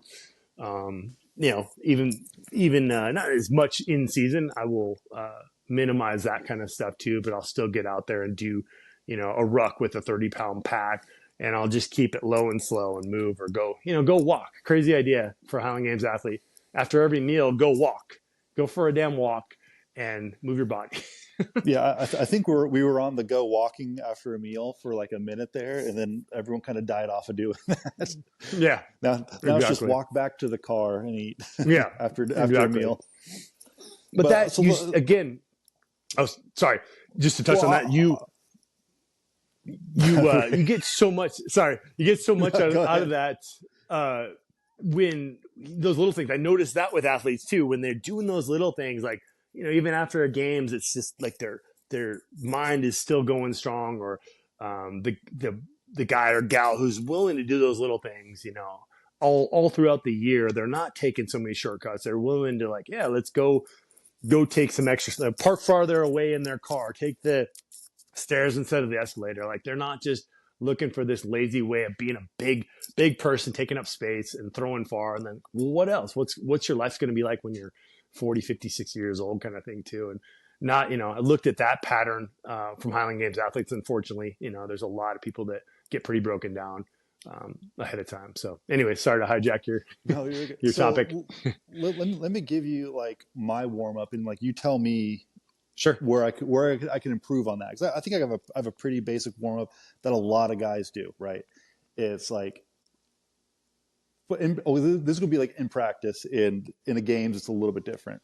So like in a practice, my warm up, I have a tree that's like maybe 40 yards away, maybe a little less. I'll lightly jog to that tree, and then sure. I'll kind of like do some skips, and I'll do like karaoke or whatever, flat on your feet. And then I go back and pull the Rogue red band out of my bag, and I just do like some pull aparts and some, I'll put it on my feet, and then I'll pull up for like 2 sets of 10. Yep. Do you think that's like sufficient, or sufficient enough for like a warm up, or you think I could be doing more? This time of year or preseason, more for sure.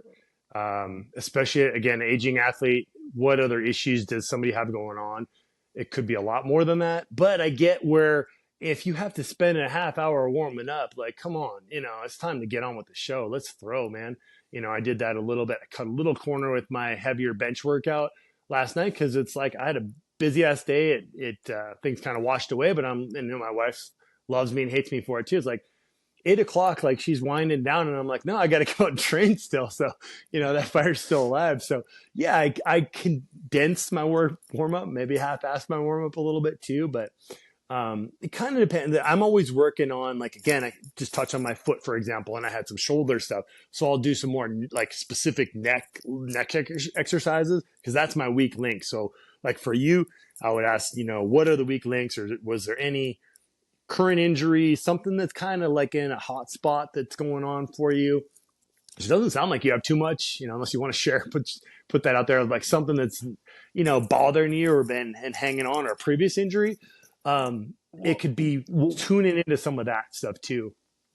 Yeah. So like one thing that like I've had for a while now, and like, and it's unfortunate, but it's like when I get over like 230 pounds, like Yep. the left side of my lower back starts like flaring up, like when I do Yep. stuff, and I'm like, damn, I know it's because I'm fat, like I know it, but like I'm gonna ignore it as long as possible. But like that's always one of those things, like in a games, in like in practice, like we'll start flaring up. Yep. Yep.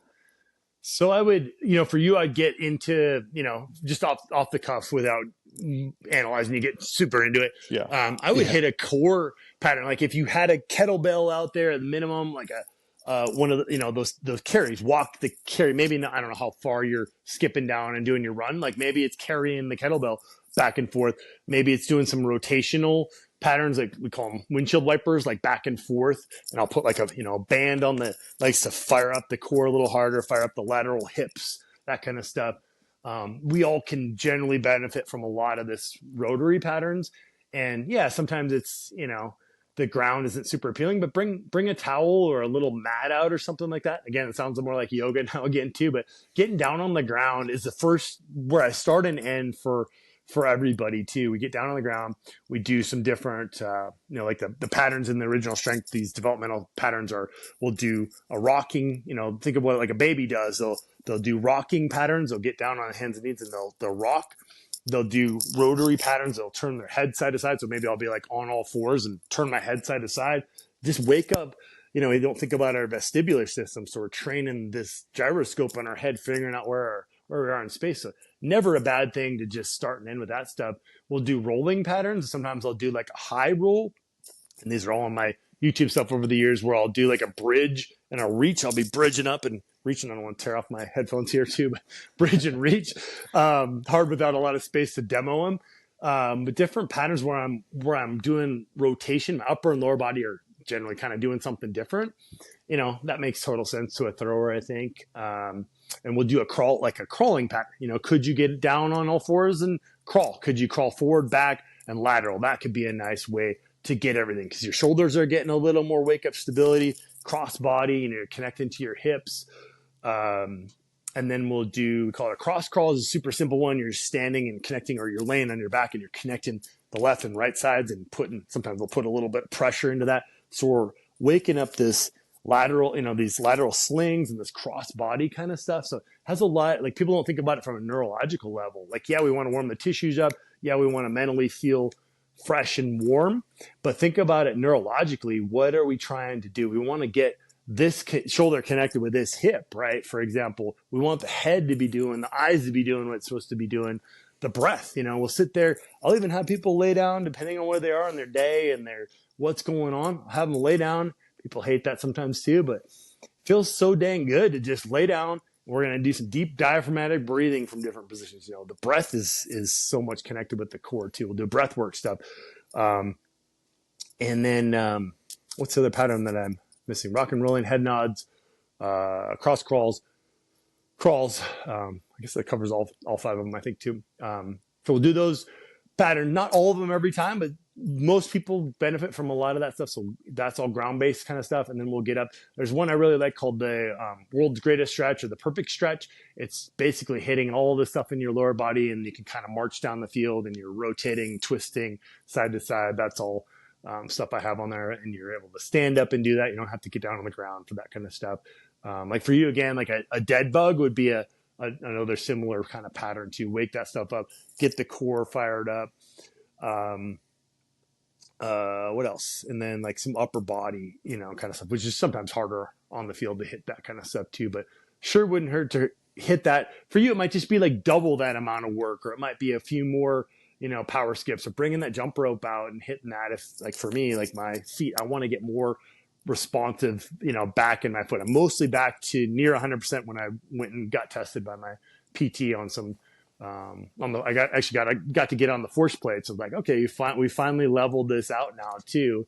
It feels good to kind of be back in that groove, and some strength tests and stuff too. But now for me, it's more so like upper body. I'm lacking a little bit, on my pressing strength, like my right side, but that's my power side. But I've learned like I can press heavier on this side because I've had enough neurological stuff and gunk in the shoulder for years. Like, oh, okay, maybe that is some of my issues with my open stone or whatever too. But some of those athletic things that people just tend to neglect too. It never hurts to work that, and working into their throws. Don't go coming in hot. Take a fair amount of drills. Spend some time doing drills and mentally getting in that groove. And then maybe you're even videoing some of that. How's my hammer moving through the low point? How's that rhythm? How's it feeling? Of course, sometimes you disconnect if you're watching the video, but don't forget to check in with how it's actually feeling. Or, oh, my shoulder feels like crap, but yeah, it looks okay. Well, address this, shoulder gum, winding that shoulder. Like, how does that really feel? Am I stiff? Am I tight? Did I deadlift heavy the night before throwing hammer? Maybe note to self, I'm not going to do a high volume hammer session right after deadlifts, which is probably, about as good as anything there too. So like, okay, let's look at, so we touched on like postseason, off season, preseason. Yep. So in season, what's like the biggest difference between like that and your off season, or like your preseason? You're kind of coming into the season, and like now yep. You're in it, you're doing multiple games. Does your volume drop off dramatically? Are you throwing just way more and like not lifting at all? What does that kind of look like? Yeah, much more so on that side. Like the throwing takes closer to 70-80% of the time and effort, and those mobility, like keeping the body together. I think again, people probably could benefit from 10% more, let's say, or maybe it's like at least 30 minutes of total time that they're working on these weaker link mobility things, or again, something's starting to bother you in the shoulder or the neck. Spend some more time on that. Go see, massage therapist, PT, get some help as it's starting to flare up, hopefully before it becomes a major issue. I'd say that for you right now on your back, get that addressed, ideally fully. I get it where, yeah, it's sometimes good enough's good enough. I was able to get by this year with, enough of that good enough. If I wait till I'm completely pain free, I'm never going to throw again.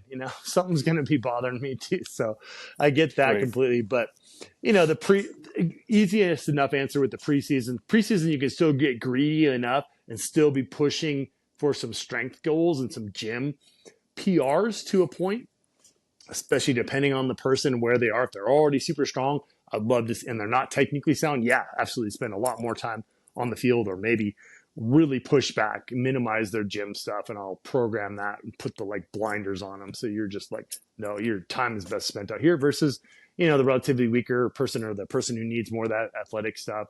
But like for me personally, it's a good mix, and I usually come in pretty solid. I do really well, as much as I get beat up if I push that too much on the strength side of things, or the body weight, like you were alluding to as well, the body weight and that. There's a fine line. I just feel like it becomes like a bit of a tightrope I'm walking on that line. But if I can expand it out where it's a little wider, I like say if I'm walking on a sidewalk, unless I'm being an idiot and not looking around, I'm on my cell phone or drink too much beer or something, then yeah, you're going to fall off the sidewalk. But man, you shouldn't fall off a sidewalk or a wide road that's got some, guardrails on it, and that's sometimes what I do with my programming. Like, you're just going north, stay in the guardrails, do 80-90% of what I tell you, and the rest, we're going to be great. You just go send it, go put in the work, versus, other people just have so much to gain from the technical side. I can't emphasize that enough as hopefully a big takeaway. Go do the technical stuff. Throwers need to throw, put that time on the field, manage your other health aspects, manage your recovery. We haven't even hardly touched on that too. Get that recovery really hard during that preseason. Go hard, push, be, a little more broke, feeling on the edge of breaking down, push into the edges. And then in season, again, I'll kind of wave those blocks depending on how many games I'm doing. So I'll have like a micro preseason again, that's 2-3 week blocks, so I can break that up. And I really like that now at this phase, and have a lot of other people doing some of that without getting too complicated. But on a bigger grand scale, yeah, it's a lot more the in season stuff. Throwers throw, do some mobility stuff, do some light, athletic stuff, sprint, put that work in there, and keep the lifts pretty dang simple. I like to be in and out of the gym 2-3 days a week. I'll still lift. I feel like I do need to lift, and mentally, yeah, I have enough. Like, I want to keep some of that, but it's 2 or 3 days a week, sometimes as little as a half hour. So I'm lifting an hour definitely less than 2 hours. And it's not getting into hot percentages. I'm 80%, 2 sets of 5. There's a rule of 10 in that. It's basically that easy strength kind of format.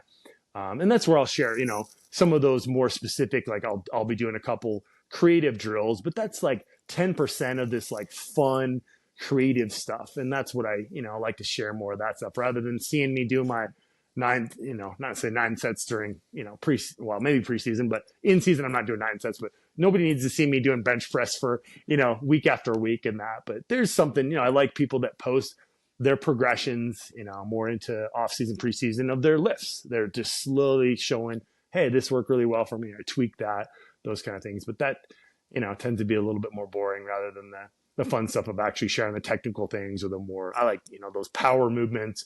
Like you talked about I love like the somersaults and those jumping jacks, do those athletic things, even for you, maybe it's a couple jumping jacks or taking a kettlebell and swinging it as your warm up kind of thing too. If you're not good at kettlebell training, I love bringing a kettlebell to the field and doing some, especially if people haven't done a lot, like Turkish get up variations and stuff, do some get ups, do some swings. That was super valuable. Now in a way, I'm like, I haven't done a get up for a long time now. I'm sick of them. I don't enjoy them anymore. Yeah, there's a little bit of limited value to some of that after a while too. What's funny with like Turkish get-ups is like I've never done one. I've never tried to do one. Okay. But every time I see it, I'm like, easy. I know Yeah. like it's not as like simple as I'm thinking it is. But like I've seen people do it like 200 pound like kettlebells and stuff like that. I'm like, yeah, well, okay, easy. Like yeah, you just get it off the floor and like you're going to stand up.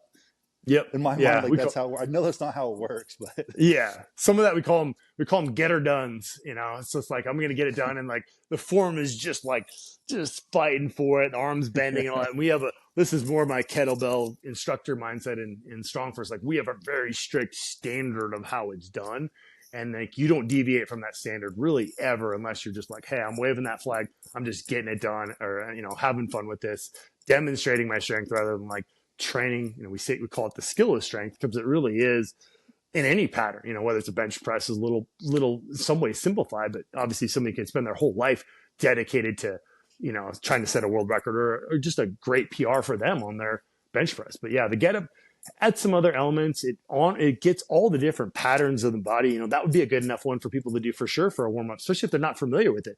Go do, I challenge you to do this one. You're learning a get up with a cup of water on your fist or a yoga block on your fist. Go do that with your arms straight and have good enough form.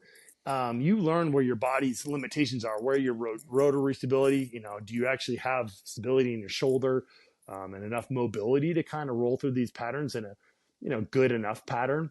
But then it gets a little extra, and you go to super heavy weights or you get so, all you're doing is get ups with this yoga block in your hand. No, you're not going to get strong at some point. It's going to limit its value. But I think we can all agree that's another, baseline test. Can you get up off the ground, without using your hands? You need to use your hands. You need to pull yourself up at any age. That's a scary place to be. I want to be able to pop up off the ground with not using my hands when I'm 85 years old, 95 years old, even maybe. yeah, I read Kelly Starrett's and his wife's new book, Born to Move. I think that's what it's called. Okay. Yeah, and like he's got a lot of those little things in there, just kind of like metrics for life. Like, can you put your shoes on, like socks and shoes, without touching anything, and just like standing up, getting up off the floor, sitting in a squat, things like that. And there's like little metrics for like how that looks. Oh yeah, and because they cite quotes about if you're like your mortality like dramatically increases when you cannot like support your own self. And I'm exactly. like, that's hugely important. Like, yep. There's also like all those like studies of like why you should be lifting heavy like throughout your entire life, and like even after you get to it like into an like elderly age, because like bone density, you want your bones to be strong.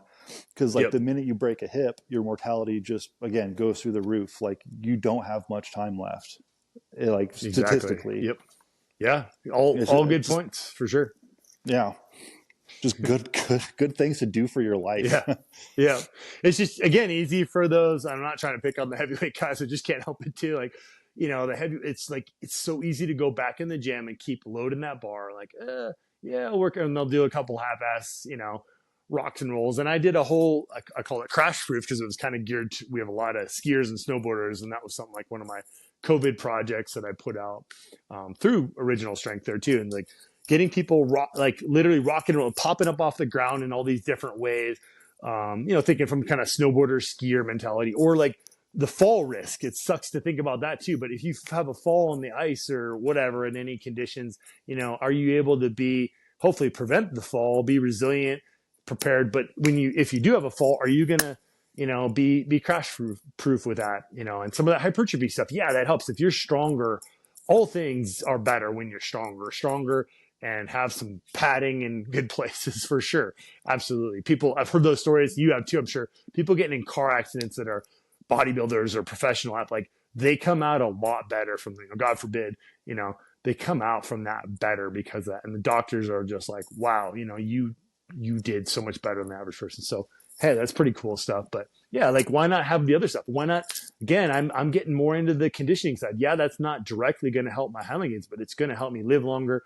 And if my heart's healthy and my, overall conditioning, and I can maintain my body weight well, and I'm kind of able to step away from the games, like, I'm appreciative of it even more.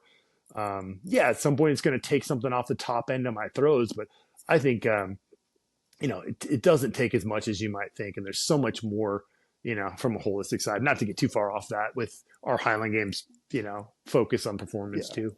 Well, what does conditioning look like for you? Because like for me, it's hill sprints. Like I'm doing Sure. 10 sets, five to 10 sets of like hill sprints. Because here in town, there's just a perfect little hill. It is very steep, but it is like just the right like length to just go all out. And I don't have, I don't ever have to like, I'm never looking up at the hill being like, oh, almost there. Like, it's just boom, and you're at the top of it. And like, like that's what my conditioning looks like. Is that sure? How long is your hill? If I can ask, how long does it take you to get to the top of the hill at relatively near full speed? That's a good question to start with. Well, I guess it's probably 20 yards. Sometimes, yeah. See, that's perfect. Yeah, I'm glad you're saying that. That's a perfect sweet spot for sure. And for throwers, like, especially, I've seen I've seen bigger hills that I'm like I don't know. That just seems like it's not going to help me, because like I want like good conditioning, but like the big thing is power output. I want to be able to put my max power for as long as I can do it. And then this hill works out to be pretty perfect at about maybe 20 yards. Yeah, that's a nice sweet spot. As little as 10 sometimes.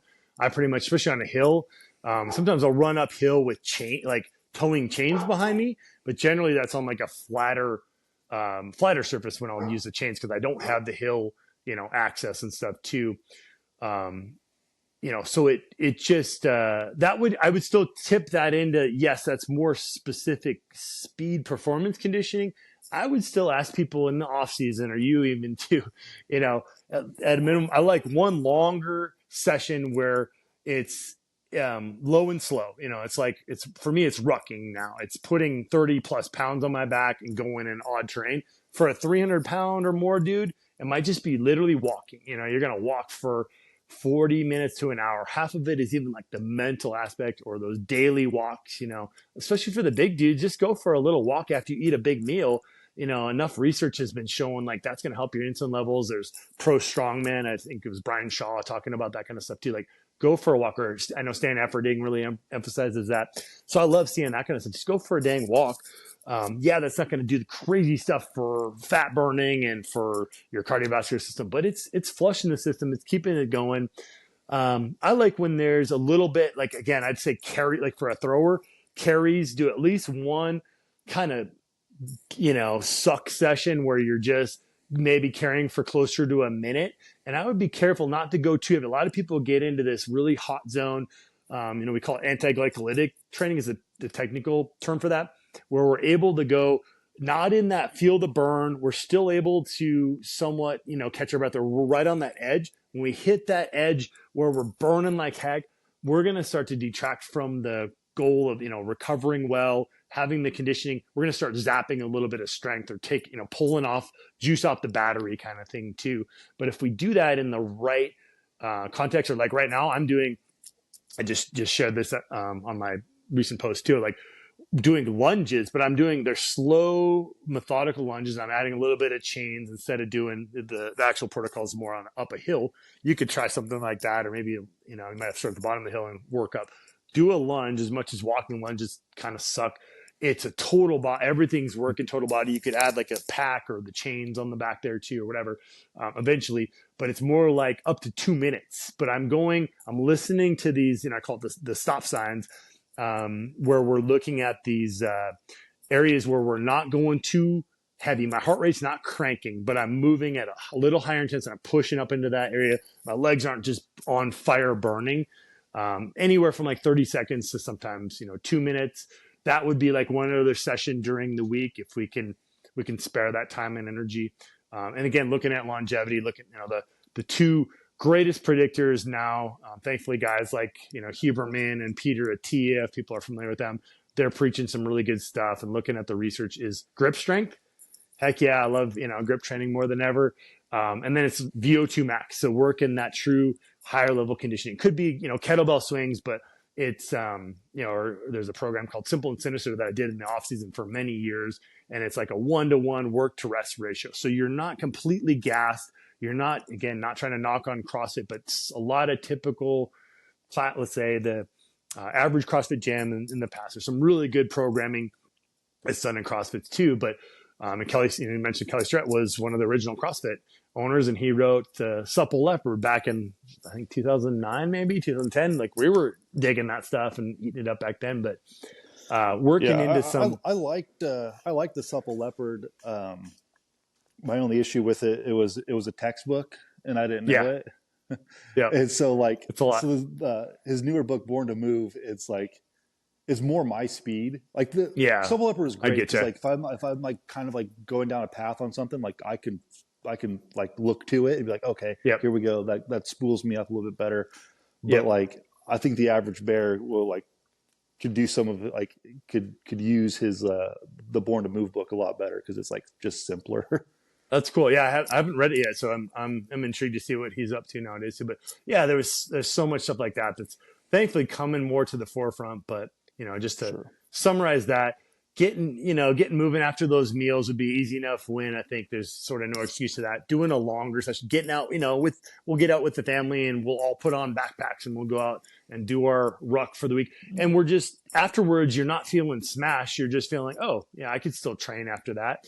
Or even doing my lunging or kettlebell swings, like interval type of training, the carries for a little longer duration, 1 to 2 days a week of that kind of stuff. Call it we always used to call them finishers. So you're hitting a finisher at the end of the training session.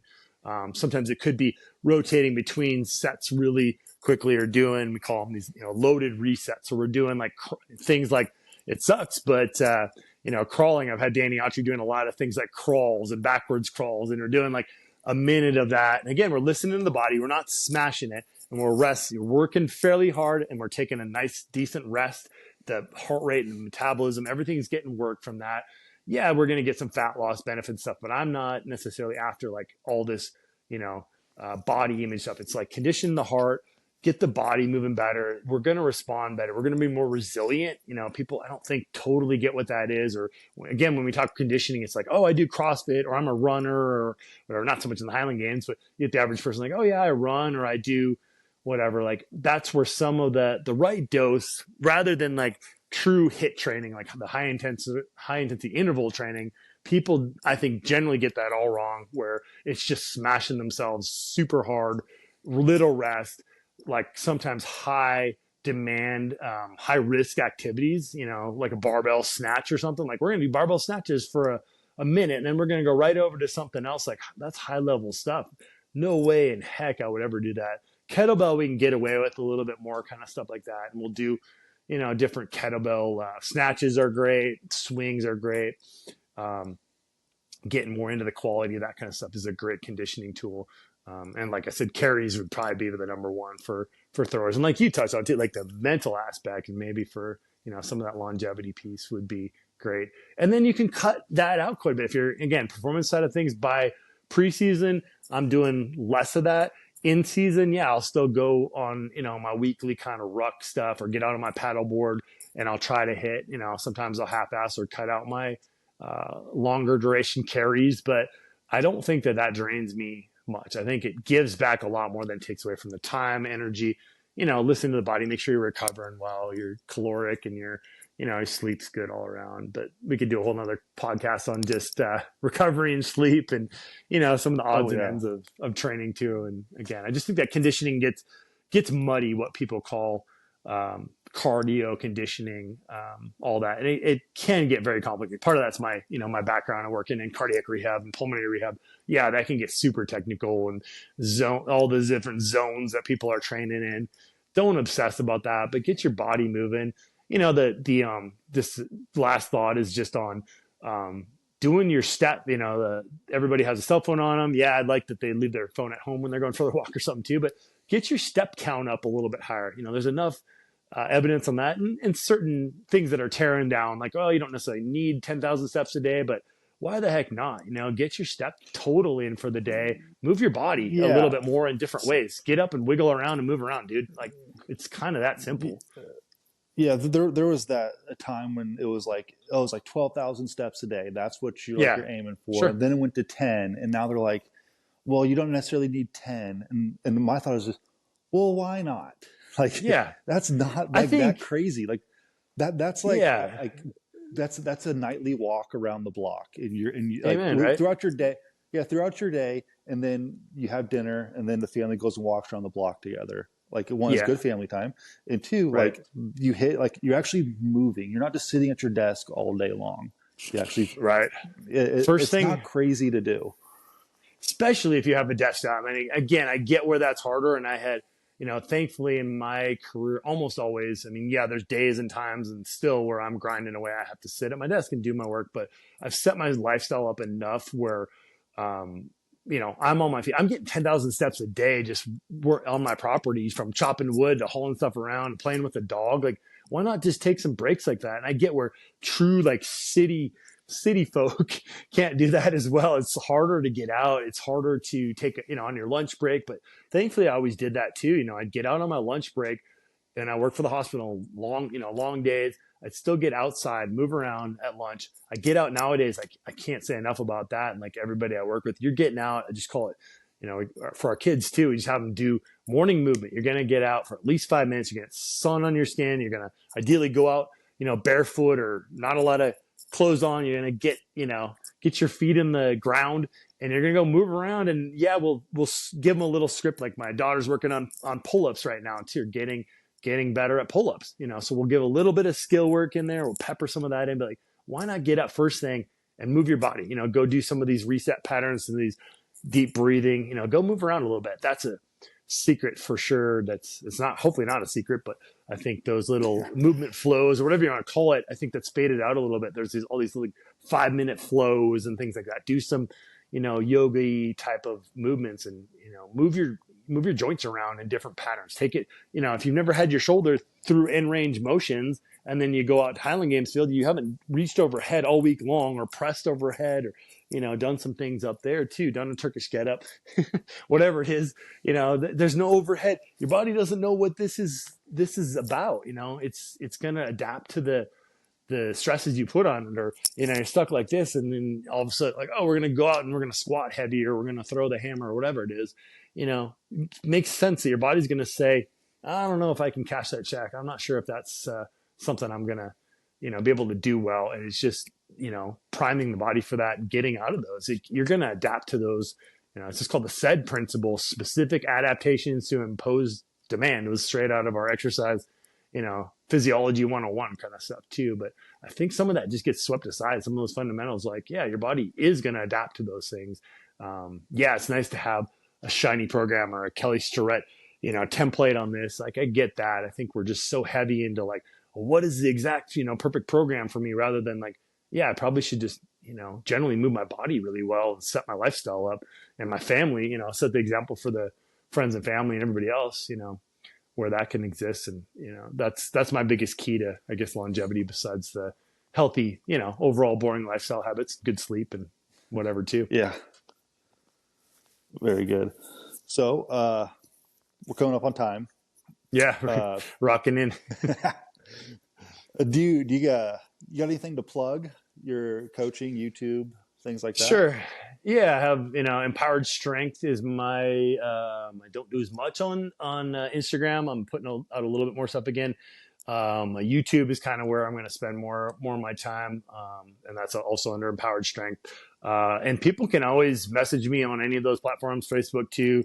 Email is just empoweredstrength@gmail.com. I love questions. I'd love to get back into doing a little bit more Q&A kind of stuff like that. I love when people come up with, again, like I said earlier, like decent questions. They put a little thought into them, but anything that comes up, sometimes that plugs me into like, oh, that's a good thing to remember to share too, where it's easy sometimes. And you're probably stepping into that too as more advanced, becoming more advanced athlete of like, oh, sometimes you forget some of those fundamentals. Like, oh, I realized like that was a really valuable piece, but just like you had mentioned, we touched on, take some notes, have log books of stuff I've done for years and years. I have all my training logs. That's pretty awesome to have stacks of training logs that I can refer back to and see what I've done over the years, what worked, what didn't, reassess every week, ideally, definitely at the end of the season. It should be a long thought process and really put that time in. And yeah, you're doing something along the way, like as you're leading in, but give yourself a few good weeks. Even right now, would probably for a lot of people is coming into that. Give yourself time to really think that through, look ahead, what's on the horizon for you, and keep going from there. Lean into, guys that are willing to help, gals that are willing to help, that kind of fit enough of your style for sure too, and personality. But look at what our elders have done, I think too, rather than the next big thing in any sport too. It's easy, if you're 25 and crushing some throws, like where are they at 50 or even 35 sometimes. The longevity, right, I think speaks a lot too. So that's where I am, at least. Yeah. Well, awesome. Thanks for coming on. Thanks for having me. Appreciate it. Yeah. Great conversation. Yeah. Lots to share. I hope all the people listening took some notes, because tons of good gems in here. But that's all I got for this week, guys. Thanks for watching. Throw far. God bless. Awesome. Appreciate it.